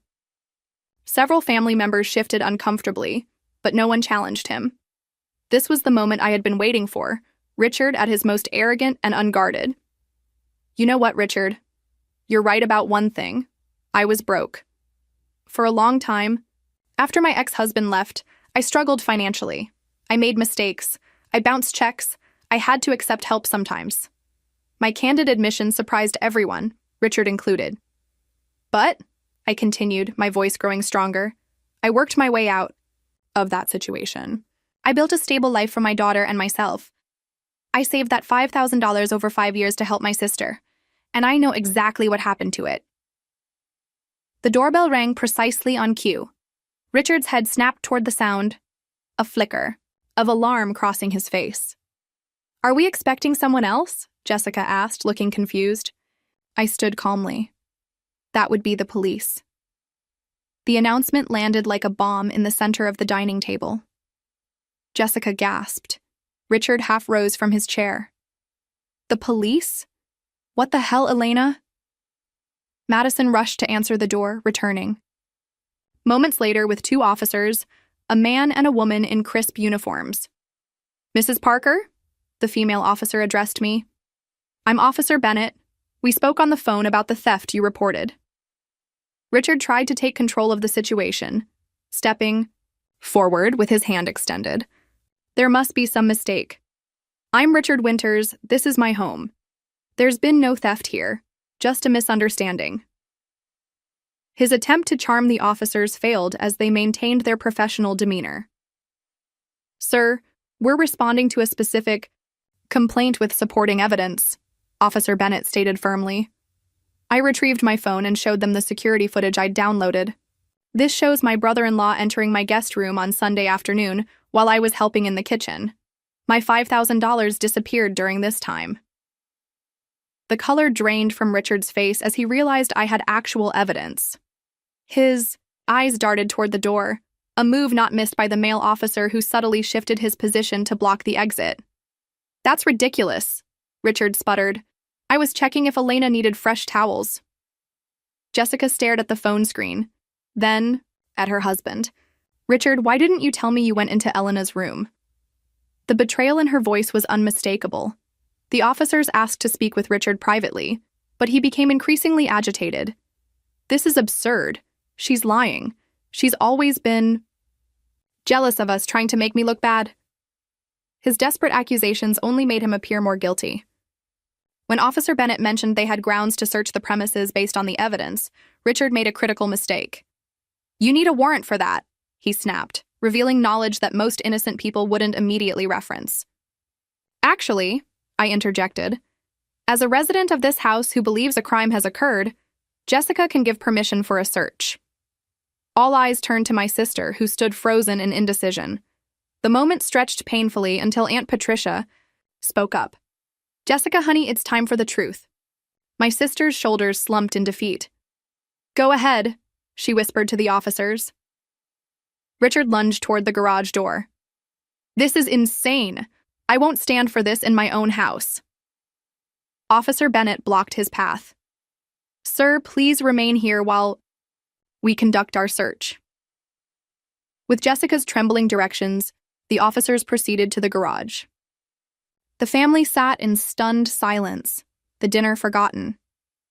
Madison slipped her hand into mine under the table, a silent show of support. Richard paced anxiously, shooting venomous glares in my direction. 10 minutes later, the officers returned. Officer Bennett held up a familiar white envelope in an evidence bag. "Is this yours, Mrs. Parker?" Inside was exactly $4,900. Richard had already spent $100. The proof was irrefutable. Richard was cornered, and we all knew it.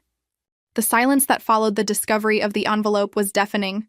Richard stood paralyzed, his carefully constructed facade crumbling visibly as all eyes in the room turned to him.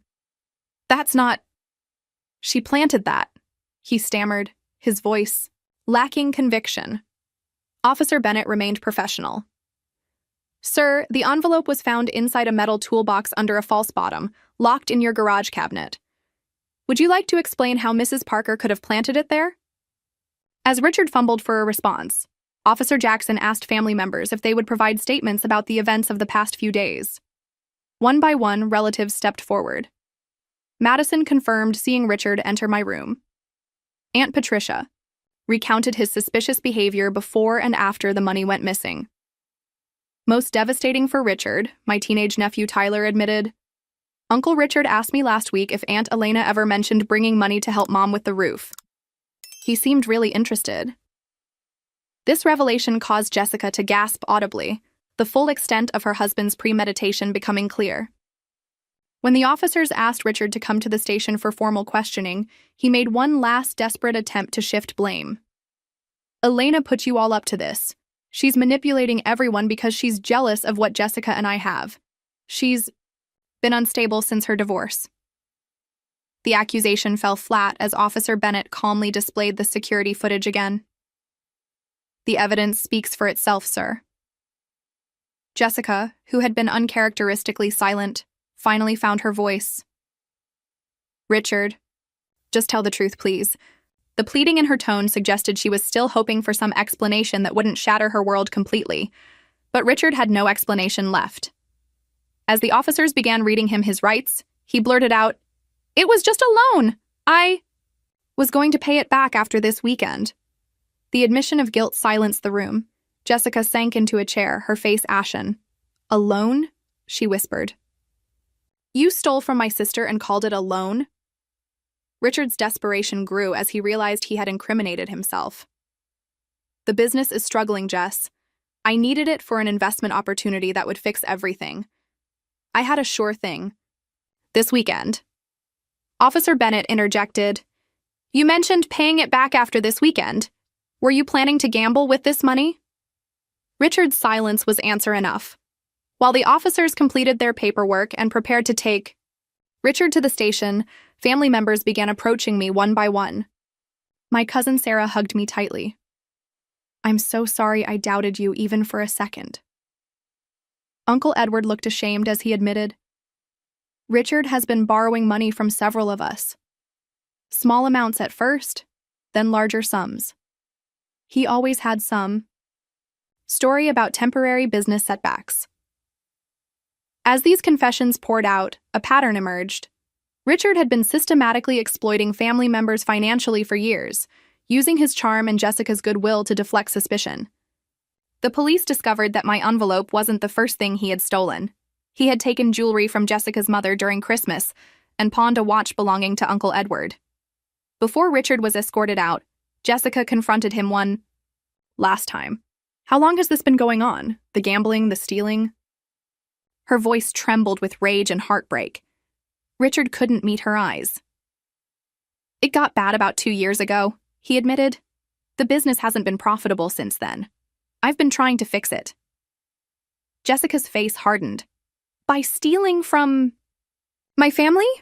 By humiliating my sister?" Richard had no answer. As the officers led him away, the dining room fell into a heavy silence. The family reunion had become a crime scene, relationships forever altered by the revelations of the evening. Jessica and I sat alone at the table after everyone else had tactfully withdrawn to give us privacy. She could barely look at me. "I should have believed you," she whispered, tears streaming down her face. "I'm so sorry, Elena." The vindication I had anticipated brought no joy, only a complicated mix of relief and sorrow for my sister's pain. "How could I not see who he really was?" Jessica asked, more to herself than to me. I reached across the table to take her hand. "Because he didn't want you to see. That's what manipulators do." As the night wore on, more truths emerged. Jessica confessed she had suspected Richard might have taken the money, but couldn't bear to face what that would mean for their marriage and her image of their life together. "It was easier to think you were mistaken than to admit Richard would steal. From my own sister," she admitted with shame.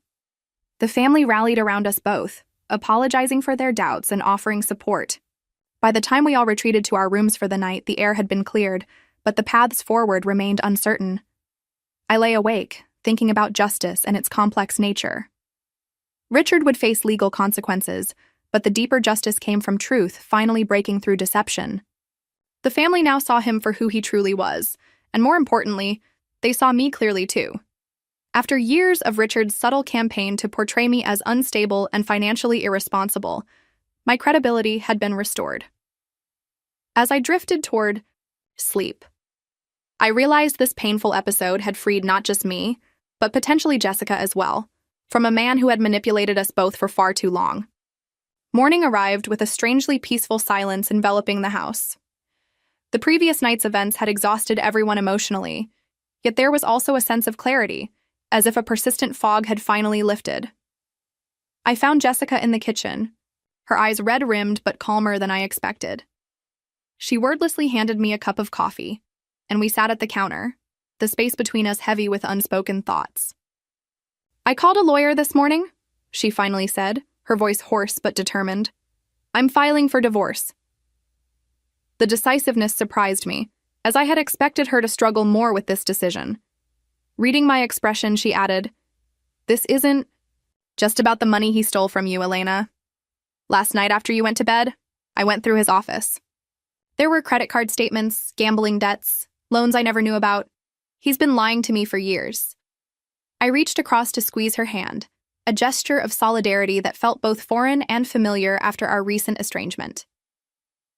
Family members trickled down throughout the morning, each interaction carrying the weight of apology and reconciliation. My Uncle Edward pulled me aside to confess, "I should have spoken up sooner. Richard borrowed $10,000 from me last year for a business emergency that he never repaid. I was too embarrassed to mention it." Similar stories emerged as the day progressed, painting a picture of Richard's extensive pattern of financial exploitation. Jessica and I found a quiet moment alone on the back porch in the afternoon, the first opportunity for a real conversation since everything had unfolded. "I don't know how to apologize for not believing you," she began, her voice cracking with emotion. "You're my sister, and I chose him over you." The raw honestly pierced through the last of my defenses. "You didn't just choose him," I replied gently. "You chose the life you thought you had, the marriage you believed in. That's understandable." Jessica wiped away tears. "But I suspected something was wrong. When the money went missing and you confronted us at dinner, I saw something in his eyes. I knew, Elena. On some level, I knew he might have taken it, and I still didn't stand by you." This confession, more than anything else, began our true reconciliation. "I'm giving you the money," I said after a moment of reflection. Jessica started to protest, but I held up my hand. "Not for the roof. For whatever you need to rebuild your life after Richard. Consider it an investment in my sister's future." The simple act of honoring my original intention, despite everything that had happened, seemed to release something in both of us. Jessica began to sob, decades of sisterly love breaking through the barriers that had formed between us. Throughout the afternoon, individual family members approached me with their own apologies and acknowledgments. My cousin Sarah confessed, "When Richard suggested you might be making it up for attention, I actually considered it for a moment. I'm so ashamed of that now." My nephew Tyler, with the brutal honesty of a teenager, admitted, "Uncle Richard was always kind of a jerk to you, but none of us said anything. That's on all of us." These conversations were painful but necessary, forcing everyone to confront their complicity in allowing Richard's behavior to go unchecked for so long. For my part, I had to acknowledge my own role in our family dynamics. "I let Richard's opinion of me affect how I interacted with everyone," I admitted to Aunt Patricia. "I started coming to family gatherings expecting to be judged, which made me defensive and distant." The elderly woman nodded wisely. "Healing isn't just about forgiveness, Elena. It's about seeing clearly, including seeing yourself clearly." That evening, Jessica made a decision that surprised everyone. Instead of canceling the remainder of the reunion as many expected, she announced, "We're going to finish this week together. This family needs healing, and we can't do that by running away from each other." It was a brave choice, transforming what had been a fractured gathering into an opportunity for genuine reconnection. As the days progressed, I witnessed Jessica's strength emerging from beneath the shadow Richard had cast. She spoke openly about her plans to sell the too expensive house, to return to the teaching career she had abandoned at Richard's insistence, to rebuild her life on her own terms. I found myself sharing more honestly about my own journey as a single mother, the struggles and triumphs that Richard had always belittled. Family members listened with new respect, seeing for the first time the strength it had taken to create stability from nothing. By the time Saturday arrived, the final day of the reunion, something fundamental had shifted. We weren't pretending the pain hadn't happened, but we were choosing to move forward with greater awareness and commitment to protecting each other. As I packed my bags, so different from the defeated retreat I had planned earlier in the week, I realized that while Richard had taken my money temporarily, he had inadvertently given me something far more valuable: the restoration of my place in the family, and a sister who now saw me clearly for perhaps the first time in years. 6 months after the family reunion that changed everything, I parked outside Jessica's new apartment for our monthly dinner together. The modest 2-bedroom place represented everything about her new life: practical, honest, and chosen entirely on her own terms. The divorce had been finalized with surprising speed, aided by Richard's legal troubles. He had been charged not only with the theft of my money, but with multiple counts of fraud discovered during the investigation. Jessica had emerged from the initial shock with a determination that impressed everyone, including herself. "I never knew I could do this on my own," she had told me during one of our weekly phone calls. "I spent so many years letting Richard define what I was capable of." Tonight marked a special occasion. Exactly half a year since the confrontation that had exposed Richard's true nature. I carried a small gift bag as Jessica welcomed me inside. Her apartment was simply furnished, but warm photos of family prominently displayed where Richard had once insisted on abstract art that elevated their image. We settled on her comfortable couch, wine glasses in hand. "Lily asks about you constantly," I told her, referring to my daughter who had grown especially close to her aunt during the past months. "She's so proud of her teacher aunt." Jessica smiled, the expression reaching her eyes in a way it rarely had during her marriage. "The 8th graders are exhausting but amazing. I should never have let Richard talk me out of teaching." The conversation flowed easily between us, a restored sisterhood that felt both familiar and brand new. After dinner, I handed her the gift bag. "What's this for?" she asked, looking surprised. 6-month anniversary of your liberation," I replied with a smile. Inside was a framed photo of us as children, arms around each other, gap-toothed grins directed at the camera. Jessica's eyes welled with tears. "We always had each other's backs then," she said softly. "Before life got complicated." I nodded, thinking about the long journey that had brought us back to that essential truth. "The family reunion is at my place this summer," I said, changing the subject to something we'd been planning together. "Much smaller house, but somehow I think we'll manage." Jessica laughed. "After everything, I think we've all learned that the size of the house doesn't matter much." The family had indeed changed in fundamental ways since Richard's exposure. The superficial gatherings focused on appearances had been replaced by smaller, more authentic connections. My cousin Sarah and I now met regularly for coffee. Uncle Edward had become a surrogate grandfather to Lily. Even distant relatives stayed in closer contact, as if Richard's betrayal had reminded everyone how easily family bonds could be damaged if not carefully tended. My own life had transformed in unexpected ways. The self-doubt that Richard had so carefully cultivated in me had disappeared, replaced by a quiet confidence that affected everything from my parenting to my career.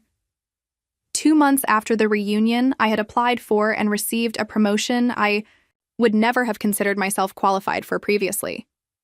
"You know what Lily said last week?" I told Jessica as we cleared the dinner dishes. "She said she wants to be brave like Mom when she grows up. Richard actually gave me that gift. In a strange way. Without the confrontation, I might never have shown her what standing up for yourself really looks like." Jessica nodded thoughtfully. "I've been thinking a lot about forgiveness lately," she admitted. "Not for Richard's sake, but for my own. Carrying anger is exhausting." I understood exactly what she meant. "Forgiveness doesn't mean what he did was okay," I replied. It just means you're not letting it control your future. This philosophy had guided my approach to moving forward. I hadn't forgiven Richard for his sake, but I had released the anger that threatened to keep me tethered to the past. As the evening drew to a close, Jessica walked me to my car. The spring air carried the promise of new beginnings. "You saved me, you know," she said suddenly, leaning against my car door. I shook my head firmly. "No, you saved yourself. I just created the opportunity for you to see what needed to be done." This was perhaps the most important lesson we had both learned. True strength comes not from rescuing or being rescued, but from recognizing our own power to change our circumstances. The family gathering 2 months later was smaller than Jessica's elaborate reunions, but somehow more meaningful. We congregated in my modest backyard, no pretensions, no performances. Jessica brought a teacher colleague she had been dating casually, a kind man who looked at her with respect rather than ownership. Family members spoke openly about struggles and triumphs, without the fear of judgment that had pervaded previous gatherings. As we sat together under string lights in the warm summer evening, I reflected on how sometimes justice arrives in unexpected ways. Richard's theft had been meant to diminish me, but had instead revealed his true character to everyone, including Jessica. The $5,000, now fully repaid as part of Richard's plea agreement, had ultimately purchased something far more valuable than roof repairs: truth, authenticity, and the restoration of my sister's freedom. Looking around at the genuine connections that had replaced the superficial family dynamics of the past, I understood that the most important boundaries aren't the ones that keep people out, but the ones that define what we will and won't accept from those we love. By refusing to be dismissed and devalued, I had not only reclaimed my own dignity, but had inadvertently created space for everyone else to live more truthfully too. As the night drew to a close, with genuine laughter floating through the air, I caught Jessica's eye across the gathering. Her smile held understanding, gratitude, and a shared recognition of how far we had both come. Some family bonds, I realized, are unbreakable, not because they never face challenges, but because they are strong enough to survive them and emerge even stronger on the other side. Have you ever had to stand up to someone who undermined you, only to discover unexpected strength in yourself?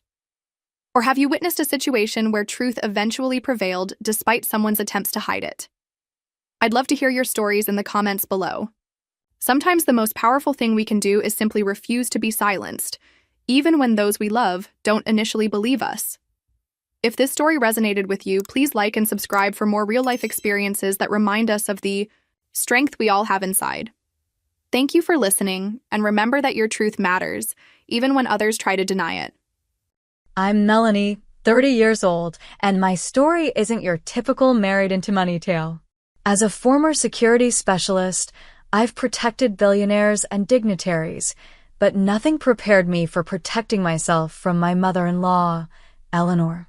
When I married Nathan 2 years ago, I knew his old money family had expectations. What I didn't expect was Eleanor marching into my home with 6 country club friends, pointing at me like hired help and demanding I serve them tea. Thank God Marcus, my personal security, was there. Money doesn't buy class, but it sure bought me trouble. If you're dealing with toxic in-laws too, drop a comment about where you're watching from, hit like and subscribe, and let's commiserate about how family ties sometimes feel like handcuffs. Before I dive into the tea party from hell, you need to understand how a middle-class girl from Seattle ended up married to Nathan Whitfield, heir to the Whitfield banking fortune. I grew up in a modest neighborhood where my dad worked as a firefighter and my mom taught elementary school. Nothing fancy, but they instilled in me a rock-solid work ethic. I worked my way through college, double majoring in criminal justice and psychology while holding down 2 jobs. By 23, I'd landed a position with Elite Shield, a boutique security firm specializing in protection for high-net-worth individuals and corporate executives.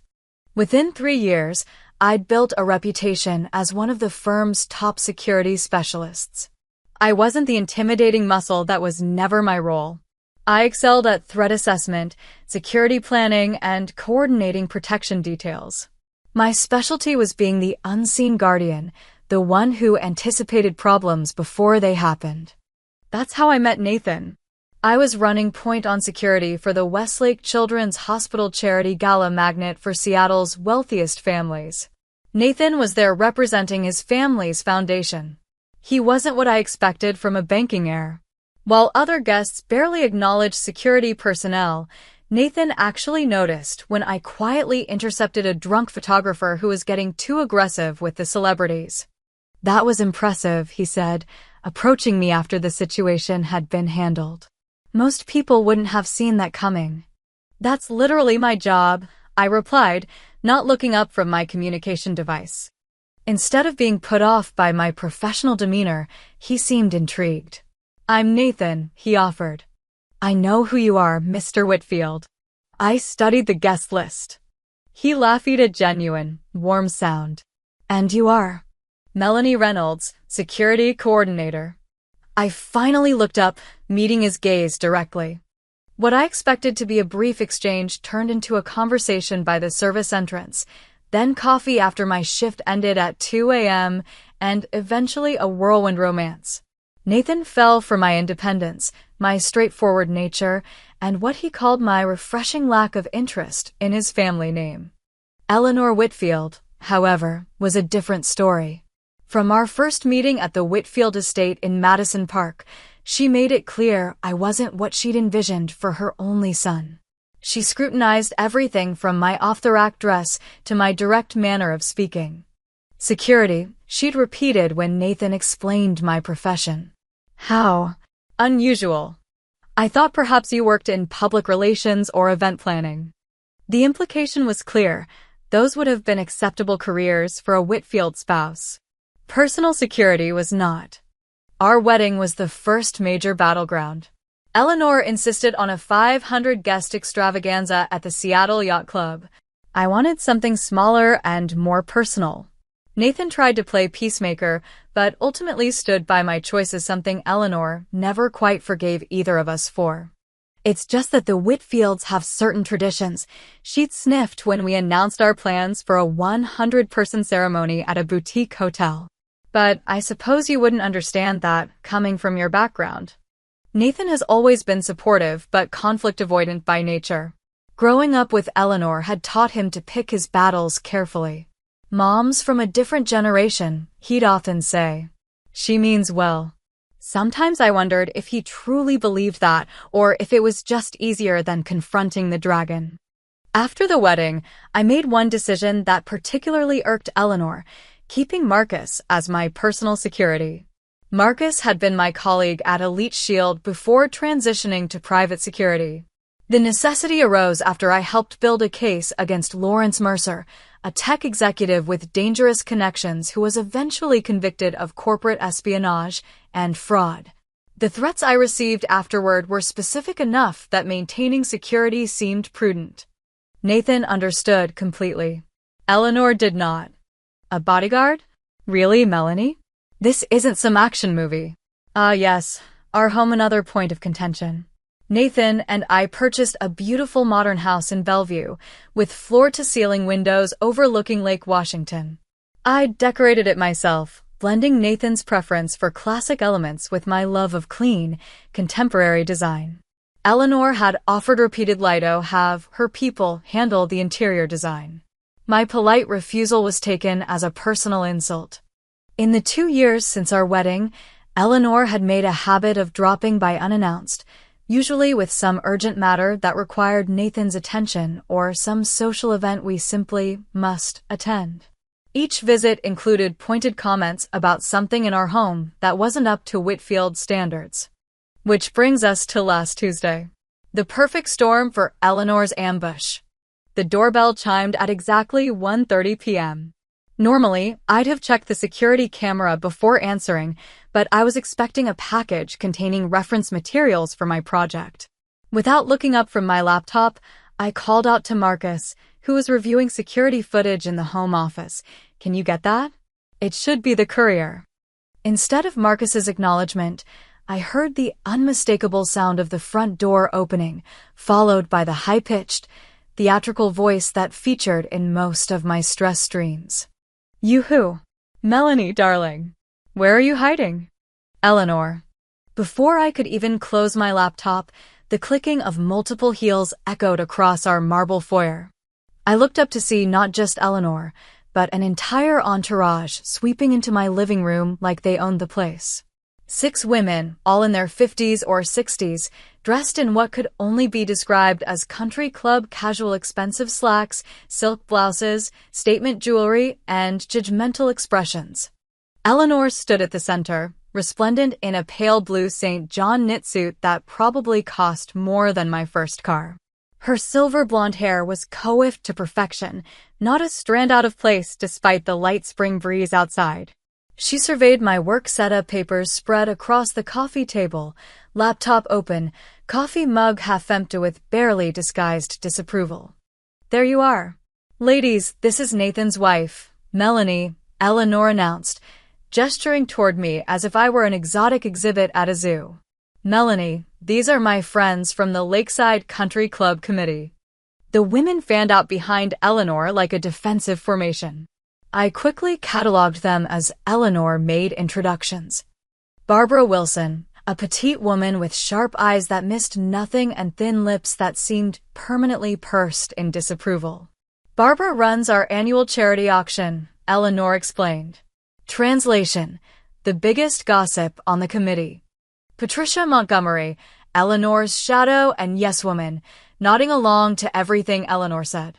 Her nervous smile and quick glances toward Eleanor screamed of someone who'd learned that agreement was the path of least resistance. Catherine Blackwell, tall and rail-thin with an expression of perpetual boredom. She said nothing, merely assessing me and my home with cool detachment. Virginia Roberts, whose pinched expression suggested Gloria Henderson, draped in so many gold accessories she practically jingled when she moved. Everything about her was dramatic, her gestures, her heavily made-up face, the way she gasped softly when she spotted my bare feet under the coffee table. And finally, Diana Miller, the only one who offered a genuine smile and a sympathetic glance. "Lovely to meet you," she said quietly, breaking rank from the others. Before I could even respond to the introductions, Eleanor clapped her hands twice, actually clapped, like summoning a servant in a period drama.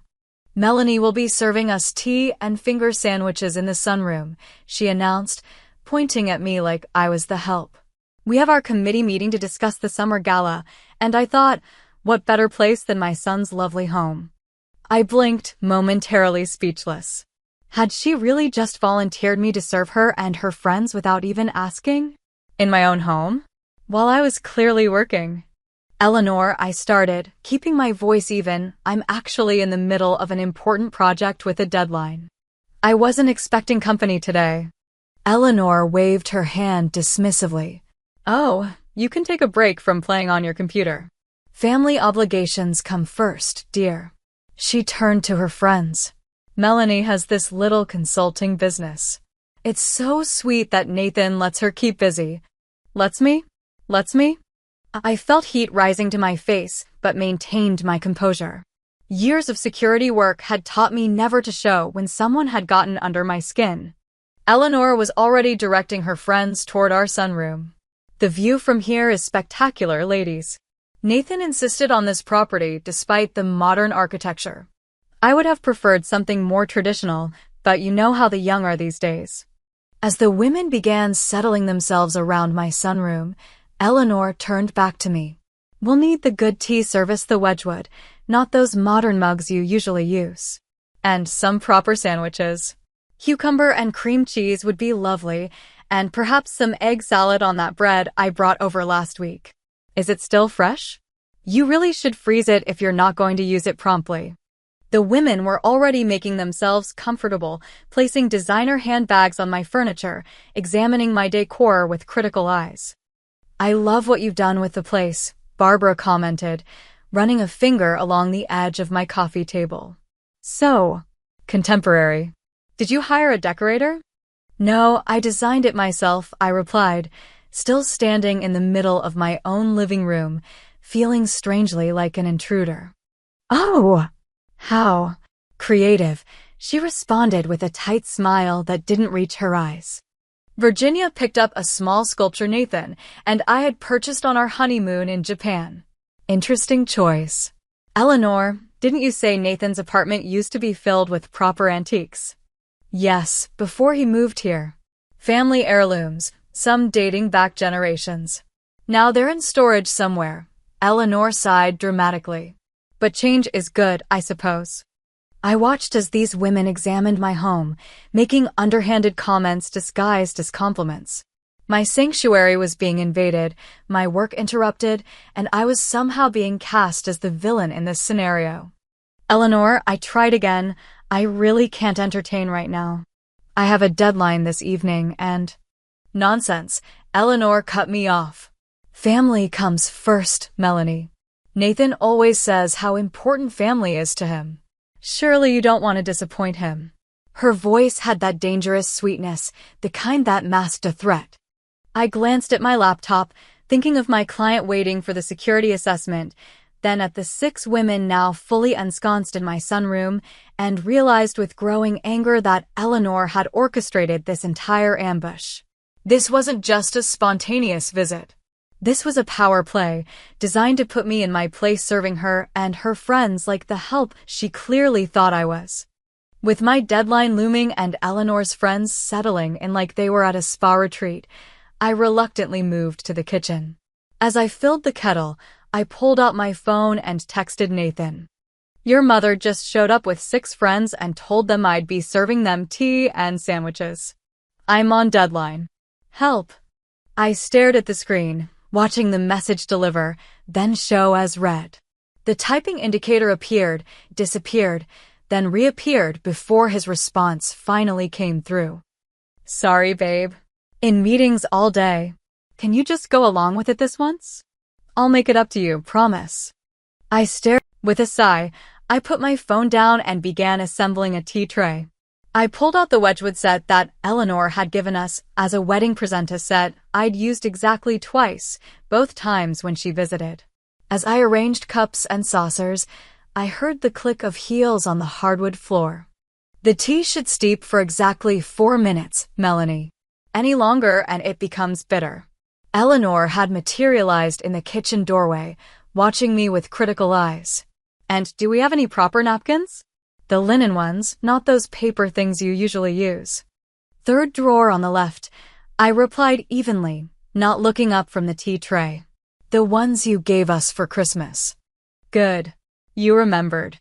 She moved closer, inspecting my work. The cucumber should be sliced paper thin, you know, and crusts removed from the sandwiches. I gripped the edge of the counter, summoning every ounce of professional composure I'd developed over years of dealing with difficult clients. I know how to make tea sandwiches, Eleanor. Of course you do, dear. I'm just trying to help.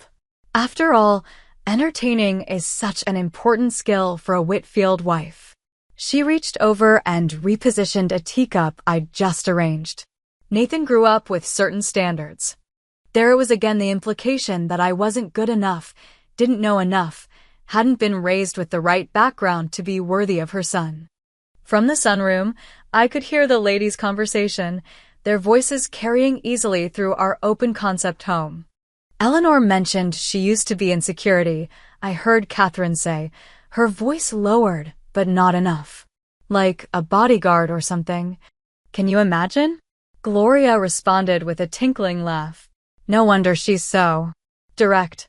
Not exactly the polished type we're used to seeing with the Whitfield men. Nathan always did have unconventional tastes, Barbara added. Remember that artist girl he dated in college? The one with all the piercings.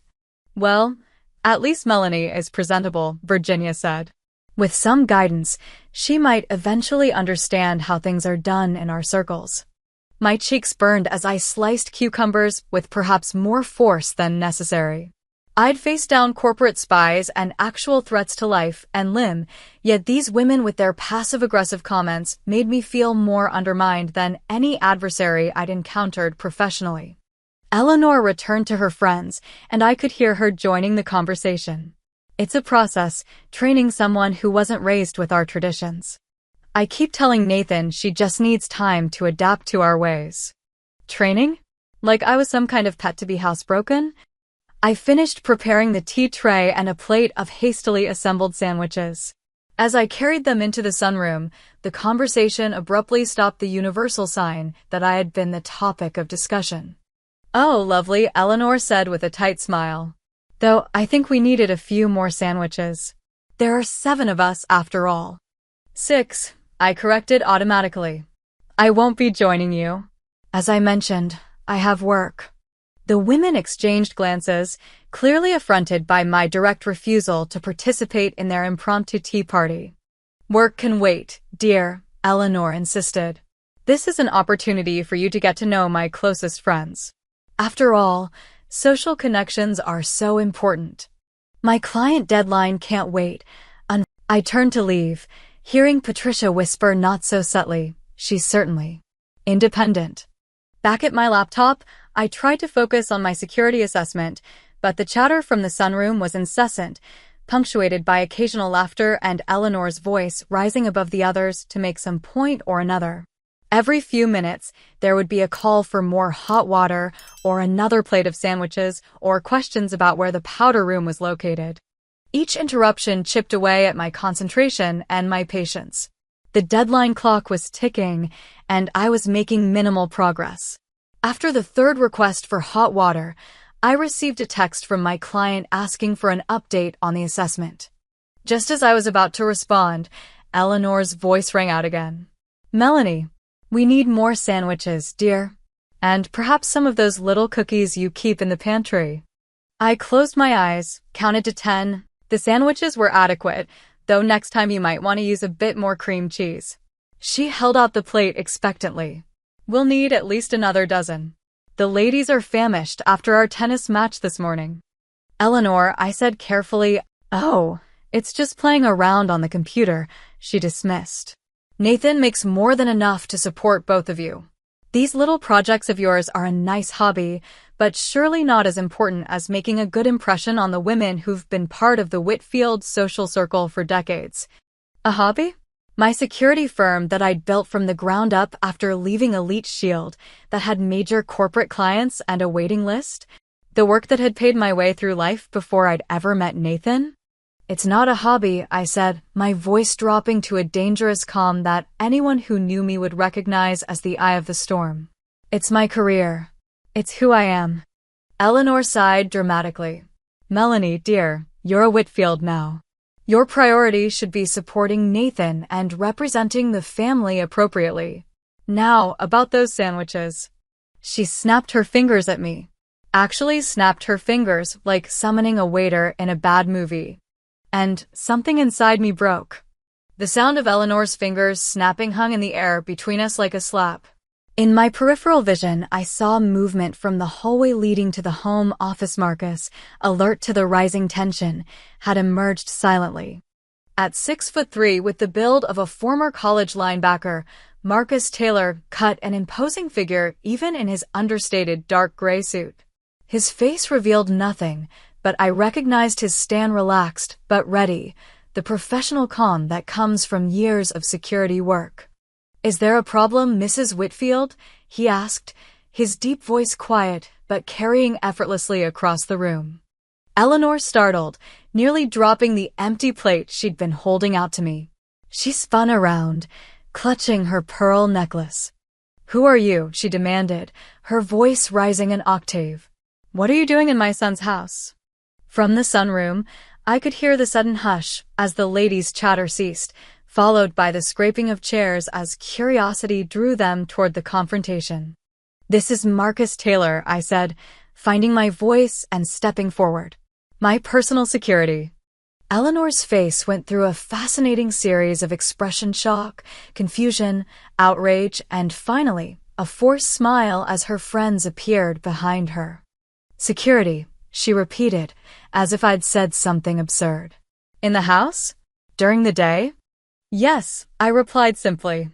Barbara peeked around Eleanor's shoulder, eyeing Marcus with a mixture of alarm and interest. "Why on earth do you need security in Bellevue? This isn't downtown." Before I could answer, Eleanor cut in. "Melanie used to work in some kind of security job before she met Nathan. I suppose old habits die hard." She turned back to Marcus, her society smile firmly in place, but ice in her eyes. Well, Mr. Taylor, we're having a private family gathering. You can wait outside or in the staff quarters. Marcus didn't move. His expression remained professionally neutral as he replied, I'm afraid we don't have staff quarters, Mrs. Whitfield. This is Mrs. Reynolds Whitfield's home, and I'm here at her request. Eleanor bristled at the hyphenated surname, another of our ongoing battles, as I'd chosen to keep my maiden name alongside Whitfield. Well, I'm asking you to leave the room so we can continue our tea, Eleanor said, her voice hardening. This is a private family matter. Ma'am, Marcus responded with impeccable politeness. I work for Mrs. Reynolds Whitfield, not for you. If she wants me to step out, I will. All eyes turned to me. In that moment, I felt a surge of gratitude for Marcus's steady presence and unwavering loyalty. He'd done exactly what a good security professional does, identified a potential threat. Yes, my mother-in-law had officially become a threat to my sanity and created space for me to take control of the situation. Eleanor's friends had formed a loose semicircle behind her, watching the drama unfold with varying reactions. Gloria looked scandalized, Virginia disapproving, Patricia anxious. Catherine observed with detached interest, like she was watching a mildly engaging play. Barbara seemed to be mentally taking notes for future gossip sessions. Only Diana hung back slightly, a flicker of what looked like empathy crossing her face. I don't believe this, Eleanor said, looking around at her friends for support. Treated like an intruder in my own son's home, with hired muscle intimidating me. No one is intimidating you, Eleanor, I said calmly. Marcus is doing his job, which is to ensure my well-being. Right now, that well-being includes being able to complete my work without constant interruptions. Well, Eleanor huffed, drawing herself up to her full 5'5" height. I have never been so insulted. We came here in friendship, to include you in our circle, and this is how you respond? By having this. This man stand guard over us like we're criminals. You came here unannounced, I corrected her, interrupted my workday, and have been treating me like household staff for the past hour. The country club ladies exchanged glances, some uncomfortable, others clearly entertained by the drama. I noticed Diana take a small step back from the group, subtly distancing herself from Eleanor's position. I think Marcus said quietly that now might be a good time for everyone to take a breath. Don't you dare tell me what to do, Eleanor snapped at him. I was handling social situations while you were still in diapers. I know exactly how to behave. With all due respect, ma'am, Marcus replied, unfazed by her outburst. Snapping your fingers at someone is generally not considered polite behavior in any social circle. A gasp went up from several of the ladies. Eleanor's face flushed crimson. How dare you? Do you know who I am? My family has been a pillar of Seattle society for generations. The Whitfield name opens doors that people like you couldn't imagine. I'm well aware of who you are, Mrs. Whitfield, Marcus said evenly. Your family's prominence doesn't change the fact that Mrs. Reynolds Whitfield deserves respect in her own home. The power dynamic in the room had shifted dramatically. Eleanor, used to commanding any space she entered through sheer force of personality and social standing, suddenly found herself on uncertain ground. Her friends, who moments ago had been a Greek chorus supporting her every word, now looked uncomfortable, as if unsure which way the wind was blowing. In the silence that followed, I realized something important. For the first time since meeting Eleanor Whitfield, I had the upper hand in our power struggle. And it felt good. The silence stretched, taut as a wire. Eleanor's gaze darted between Marcus and me, her perfectly manicured hand still clutching her pearls. For once in her life, Eleanor Whitfield seemed at a loss for words. I decided it was time to break the stalemate. Ladies, I said, addressing the group, but keeping my eyes on Eleanor, I apologize, but I think there's been a misunderstanding. I wasn't expecting guests today, and I have work commitments that can't be postponed. Patricia cleared her throat. Perhaps we should reschedule, Eleanor. We could meet at the club instead.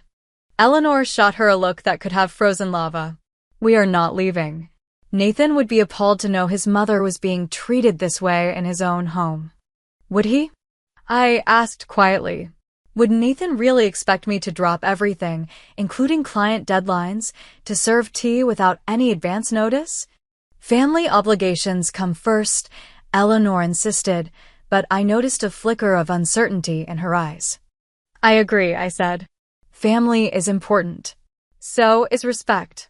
And that's why we need to have an honest conversation, Eleanor. I gestured toward the living room. Ladies, would you excuse us for a moment? Eleanor and I need to speak privately. The women hesitated, looking to Eleanor for direction. Even in crisis, the social hierarchy remained intact. It's fine, Eleanor said stiffly. I'll join you in a moment. As the ladies retreated to the sunroom, I caught Diana's eye. She gave me a small, encouraging nod before following the others. Marcus took a step back. I'll be in the office if you need me, he said quietly. Once we were alone, Eleanor immediately went on the offensive. I don't appreciate being humiliated in front of my friends, Melanie. That was completely unnecessary. I agree, I said. The humiliation was unnecessary. So was showing up unannounced with 6 people and treating me like hired help in my own home. I was trying to include you, Eleanor protested, to help you build connections with the right people. You should be grateful. Grateful? For being ordered around? For having my work dismissed as a hobby? For having my home invaded without warning? You're being dramatic, Eleanor said with a dismissive wave. This is what families do. They drop in on each other. They help each other socialize appropriately. I took a deep breath. Eleanor, this isn't about dropping in. This is about a pattern of disrespect that's been going on since Nathan and I got married. You criticize my background, my career, my home, everything about me.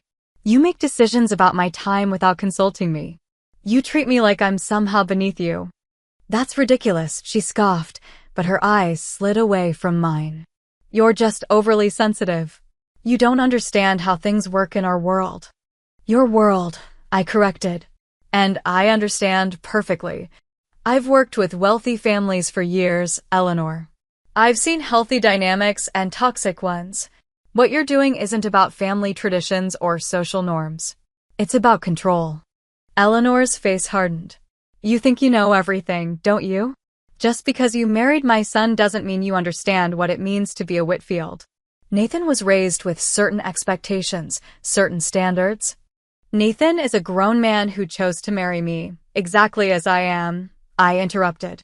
He doesn't expect me to be a carbon copy of the women in your social circle. Well, he should. Eleanor snapped, her composure finally cracking. Do you think it's easy for him, having a wife who doesn't fit in? Who keeps a bodyguard around like some kind of celebrity? Who prioritizes her little security business over proper society responsibilities? From the sunroom, I could hear the low murmur of conversation, the ladies undoubtedly straining to hear our exchange. I lowered my voice. Nathan loves me for who I am, not for who you want me to be. And he respects my career, even if you don't. Eleanor's eyes narrowed. We'll see about that. I'm calling Nathan right now. He needs to hear about this. This disrespect. She pulled out her phone from her designer handbag. Good idea, I said, surprising her. Let's call him together. On speaker. I took out my own phone and dialed Nathan before Eleanor could.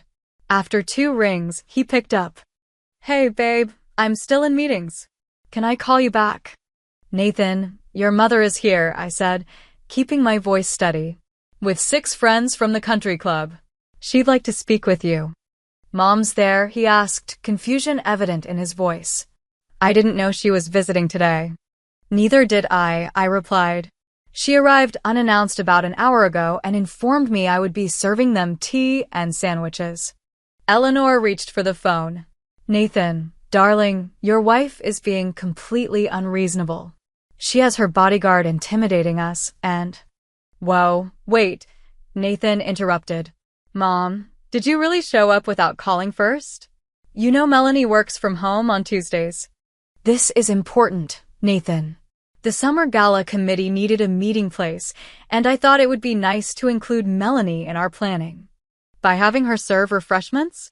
Nathan asked, his tone sharpening. Mom, that's not including her. That's treating her like staff. Eleanor's face flushed. Don't be ridiculous. I was simply showing her how these things are done. She needs to learn if she's going to represent the family properly. There was a pause on the line. When Nathan spoke again, his voice had changed firmer, more decisive than I'd ever heard him sound with his mother. Mom, Melanie doesn't need to learn how to represent the family. She is family, and she deserves the same respect you'd give any family member. Nathan, Eleanor gasped. I can't believe you're taking her side against your own mother. I'm not taking sides, Mom. I'm asking you to treat my wife with respect. That includes calling before you visit and not volunteering her time without asking. Eleanor looked genuinely shocked. In all the years I'd known her, I'd never seen Nathan stand up to her so directly. I think, Nathan continued, it would be best if you and your friends continued your meeting at the club today. Melanie has work to finish, and I'd appreciate it if you respected that. The silence that followed was deafening. Eleanor stared at the phone like it had betrayed her. I see, she said finally, her voice brittle. Well, if that's how you feel, we'll leave. I wouldn't want to impose where I'm not wanted. Mom, Nathan sighed, that's not what I said. You're always welcome in our home. Just call first, okay? Like any family member would. Fine, Eleanor said tightly. We'll discuss this later, Nathan. In private. Sure, Mom. I'll call you tonight. He paused. Love you. Eleanor didn't respond, just gestured for me to end the call. When I hung up, she turned toward the sunroom, composing herself visibly. Ladies, she called out, her voice artificially bright, we'll be continuing our meeting at the club. There's been a change of plans. The women filed out from the sunroom, collecting their purses and wraps. Most avoided eye contact with me, except for Diana, who hung back as the others headed for the door. For what it's worth, she said quietly, I'm sorry about all this. Eleanor can be traditional in her expectations. Thank you, I replied, surprised by her kindness. As Eleanor shepherded her friends toward the front door, her back ramrod straight, I could already hear her spinning the story. Melanie is so busy with her work project, we simply must let her focus. Nathan would want us to be understanding.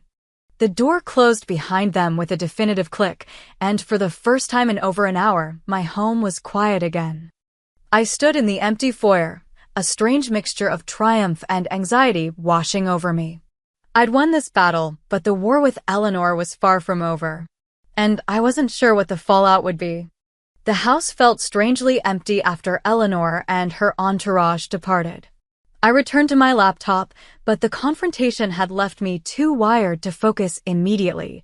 My hands were actually shaking slightly, not from fear, but from the adrenaline crash following an intense situation.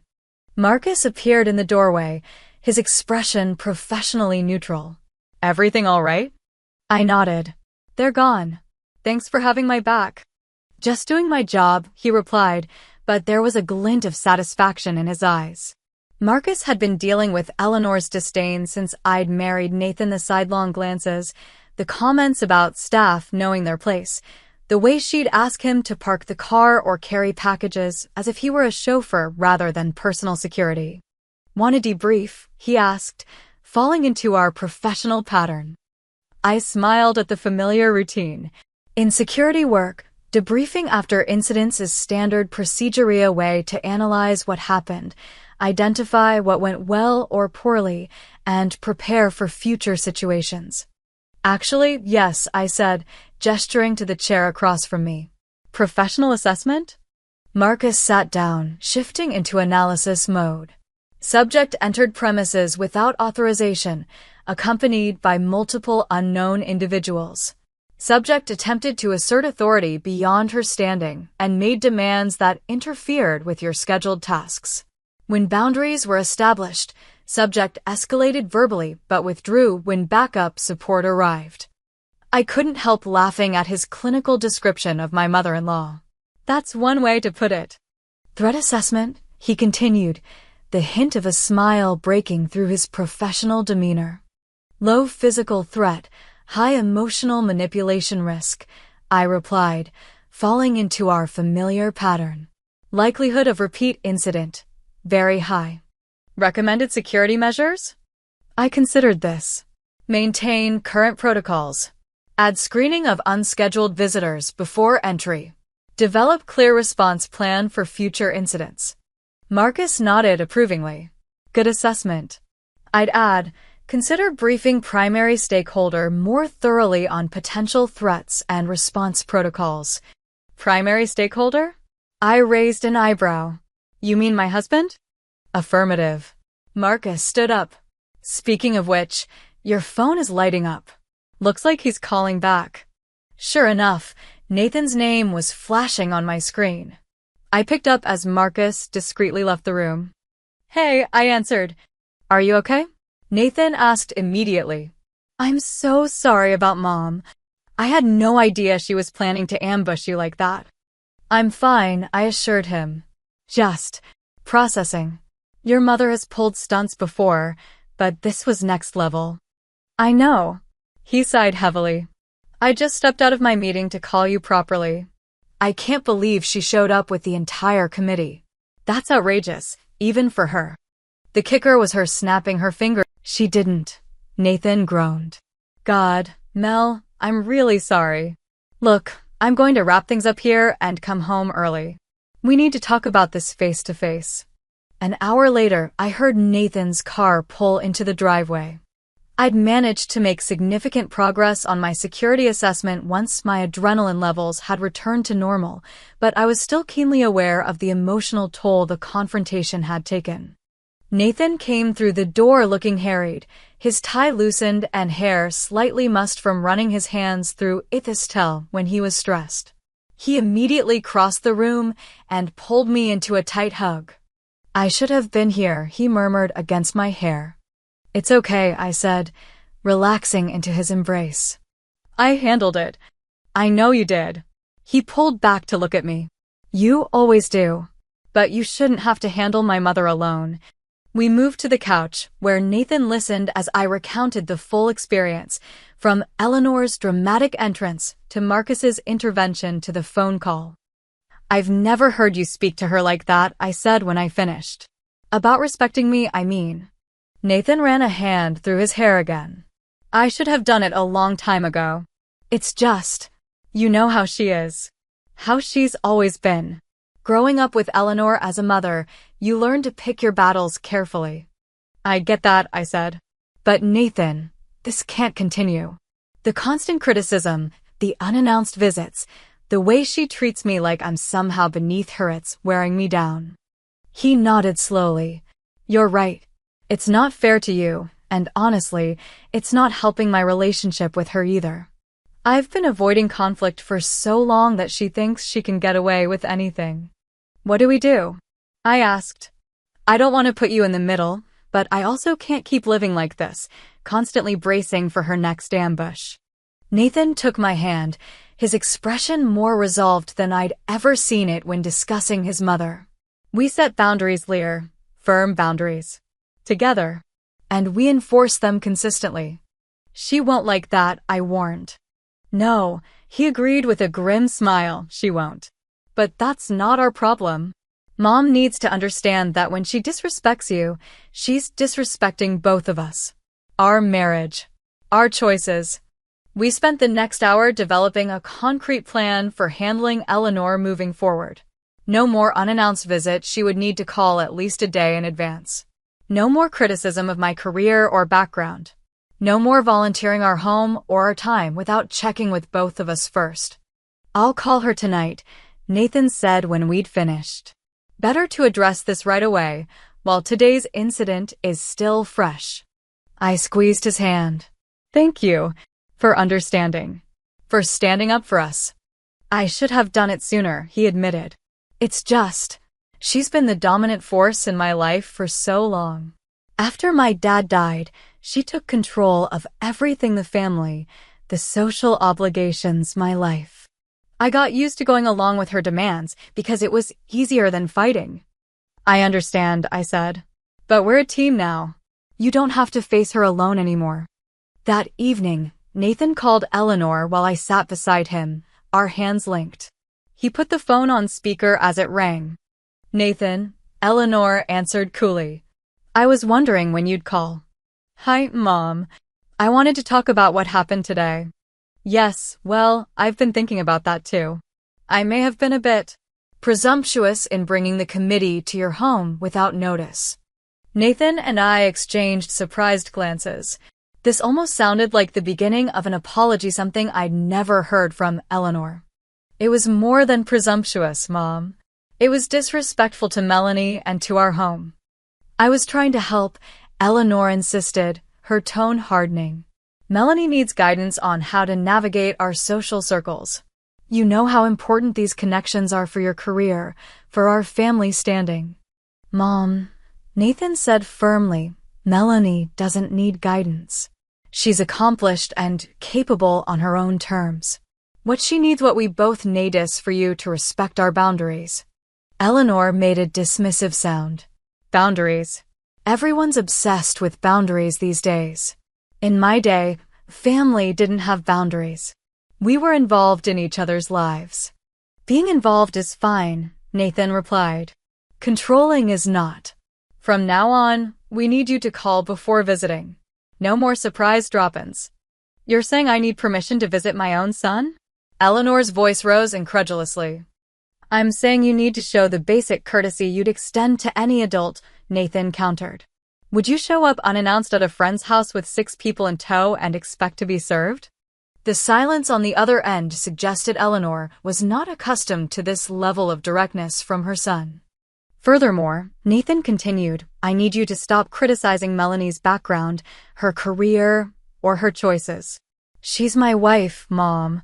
When you disrespect her, you disrespect me too. I see, Eleanor said icily. She's turned you against me. After everything I've done for you, all the sacrifices I've made. This isn't about turning anyone against anyone, Nathan interrupted. This is about mutual respect. We respect you, Mom. We want you in our lives. But it has to be on terms that work for all of us. The conversation continued for another 20 minutes, with Eleanor cycling through various tactics: guilt, anger, emotional manipulation, even a few tears. But Nathan remained steadfast, gently but firmly reiterating our boundaries.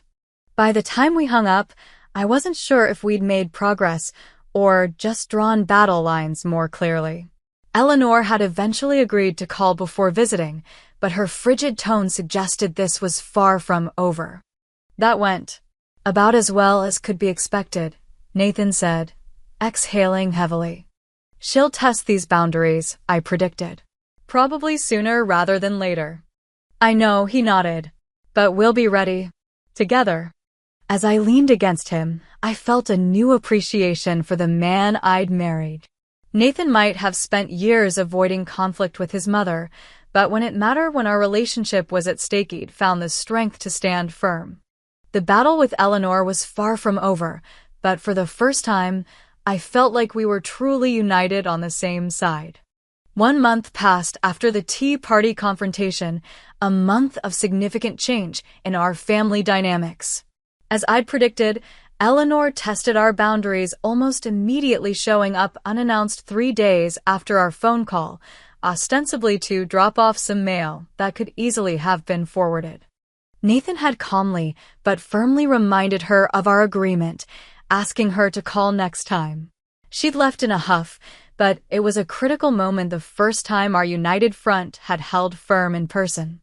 The next test came a week later when Eleanor called Nathan directly, bypassing me entirely, to invite us to a charity gala.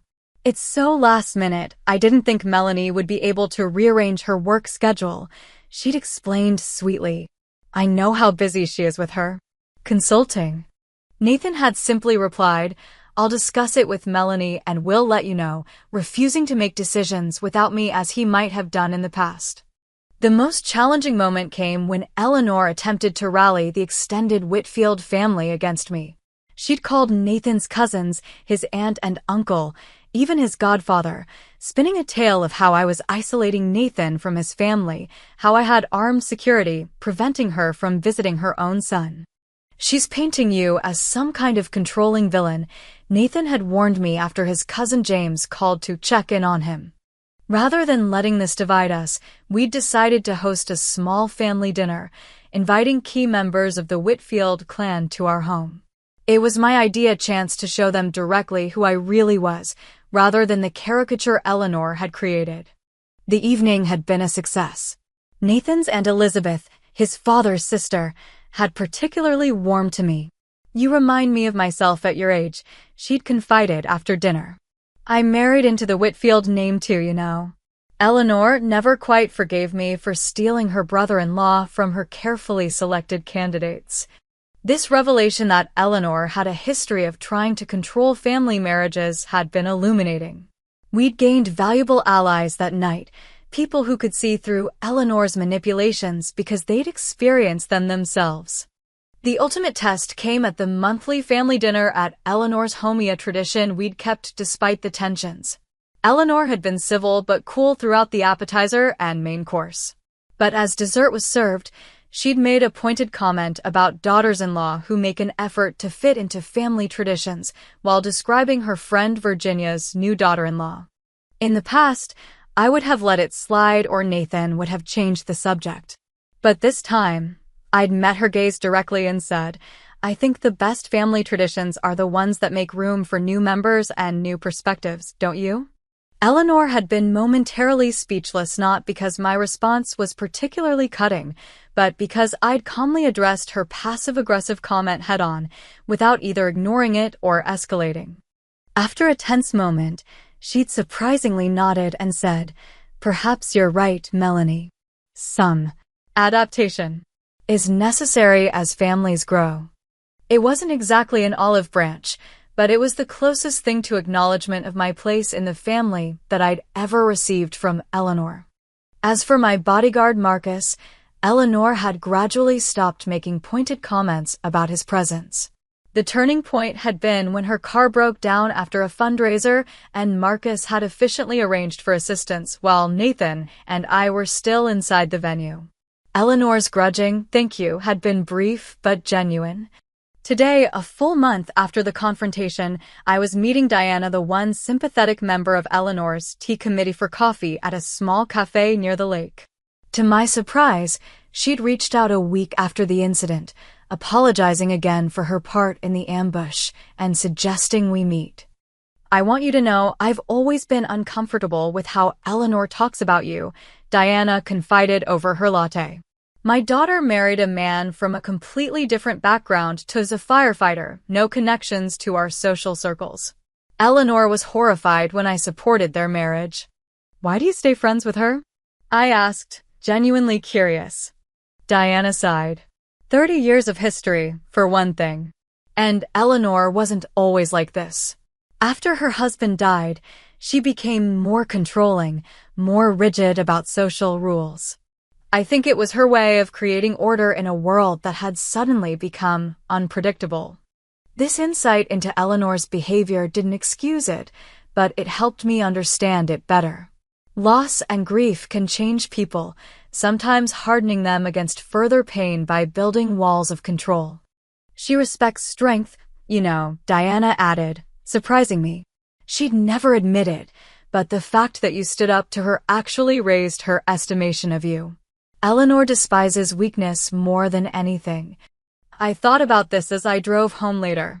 Perhaps the key to dealing with Eleanor wasn't trying to please her an impossible task, but rather consistently showing her that I couldn't be intimidated or controlled.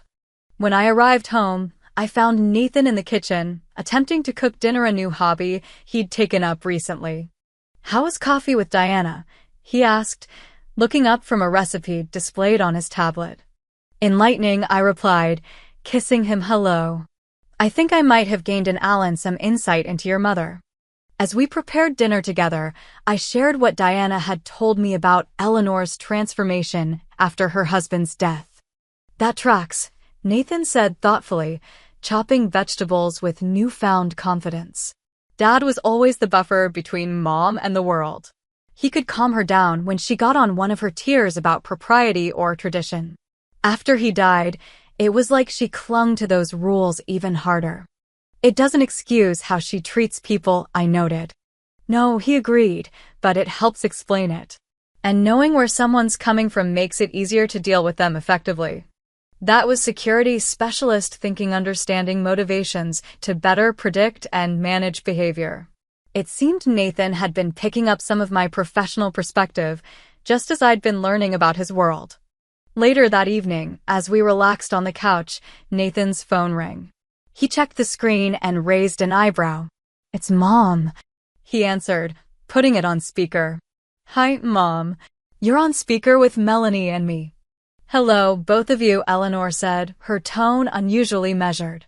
"I'm calling because the annual Whitfield Foundation Gala planning needs to begin, and I wanted to ask, not tell, but ask if Melanie might be interested in joining the committee this year." Nathan and I exchanged surprised glances. The committee would benefit from some fresh perspectives, Eleanor continued when we didn't immediately respond. "And I understand Melanie has experience with security logistics, which could be valuable." It was the closest thing to a peace offering I could imagine from Eleanor Whitfield, acknowledging my professional expertise as something of value rather than a quirky hobby to be tolerated. "I'd be happy to help, Eleanor," I said after a moment. "Thank you for thinking of me." "Excellent. I'll have my assistant send over the details. We meet on Thursdays at 2. I hope that works with your schedule." "If not, I'm sure we can find a solution," I replied, keeping my tone friendly but firm, establishing that I wouldn't simply rearrange my life at her convenience. "Yes, well, good evening then," Eleanor said, somewhat awkwardly, before hanging up. Nathan stared at the phone. "Did my mother just compromise?" "I think she did," I laughed. "The world must be ending. Or beginning," he suggested, pulling me closer. "A new chapter, anyway." That night, as Nathan slept beside me, I reflected on the journey of the past month. The confrontation with Eleanor had been uncomfortable, even painful, but necessary, like lancing an infection to allow healing to begin. My relationship, more importantly, Nathan and I had grown stronger as a couple. By facing Eleanor together, we'd discovered a new level of partnership, a deeper trust in each other. Nathan had found the courage to set boundaries with his mother. I'd found the patience to understand her rather than simply resist her.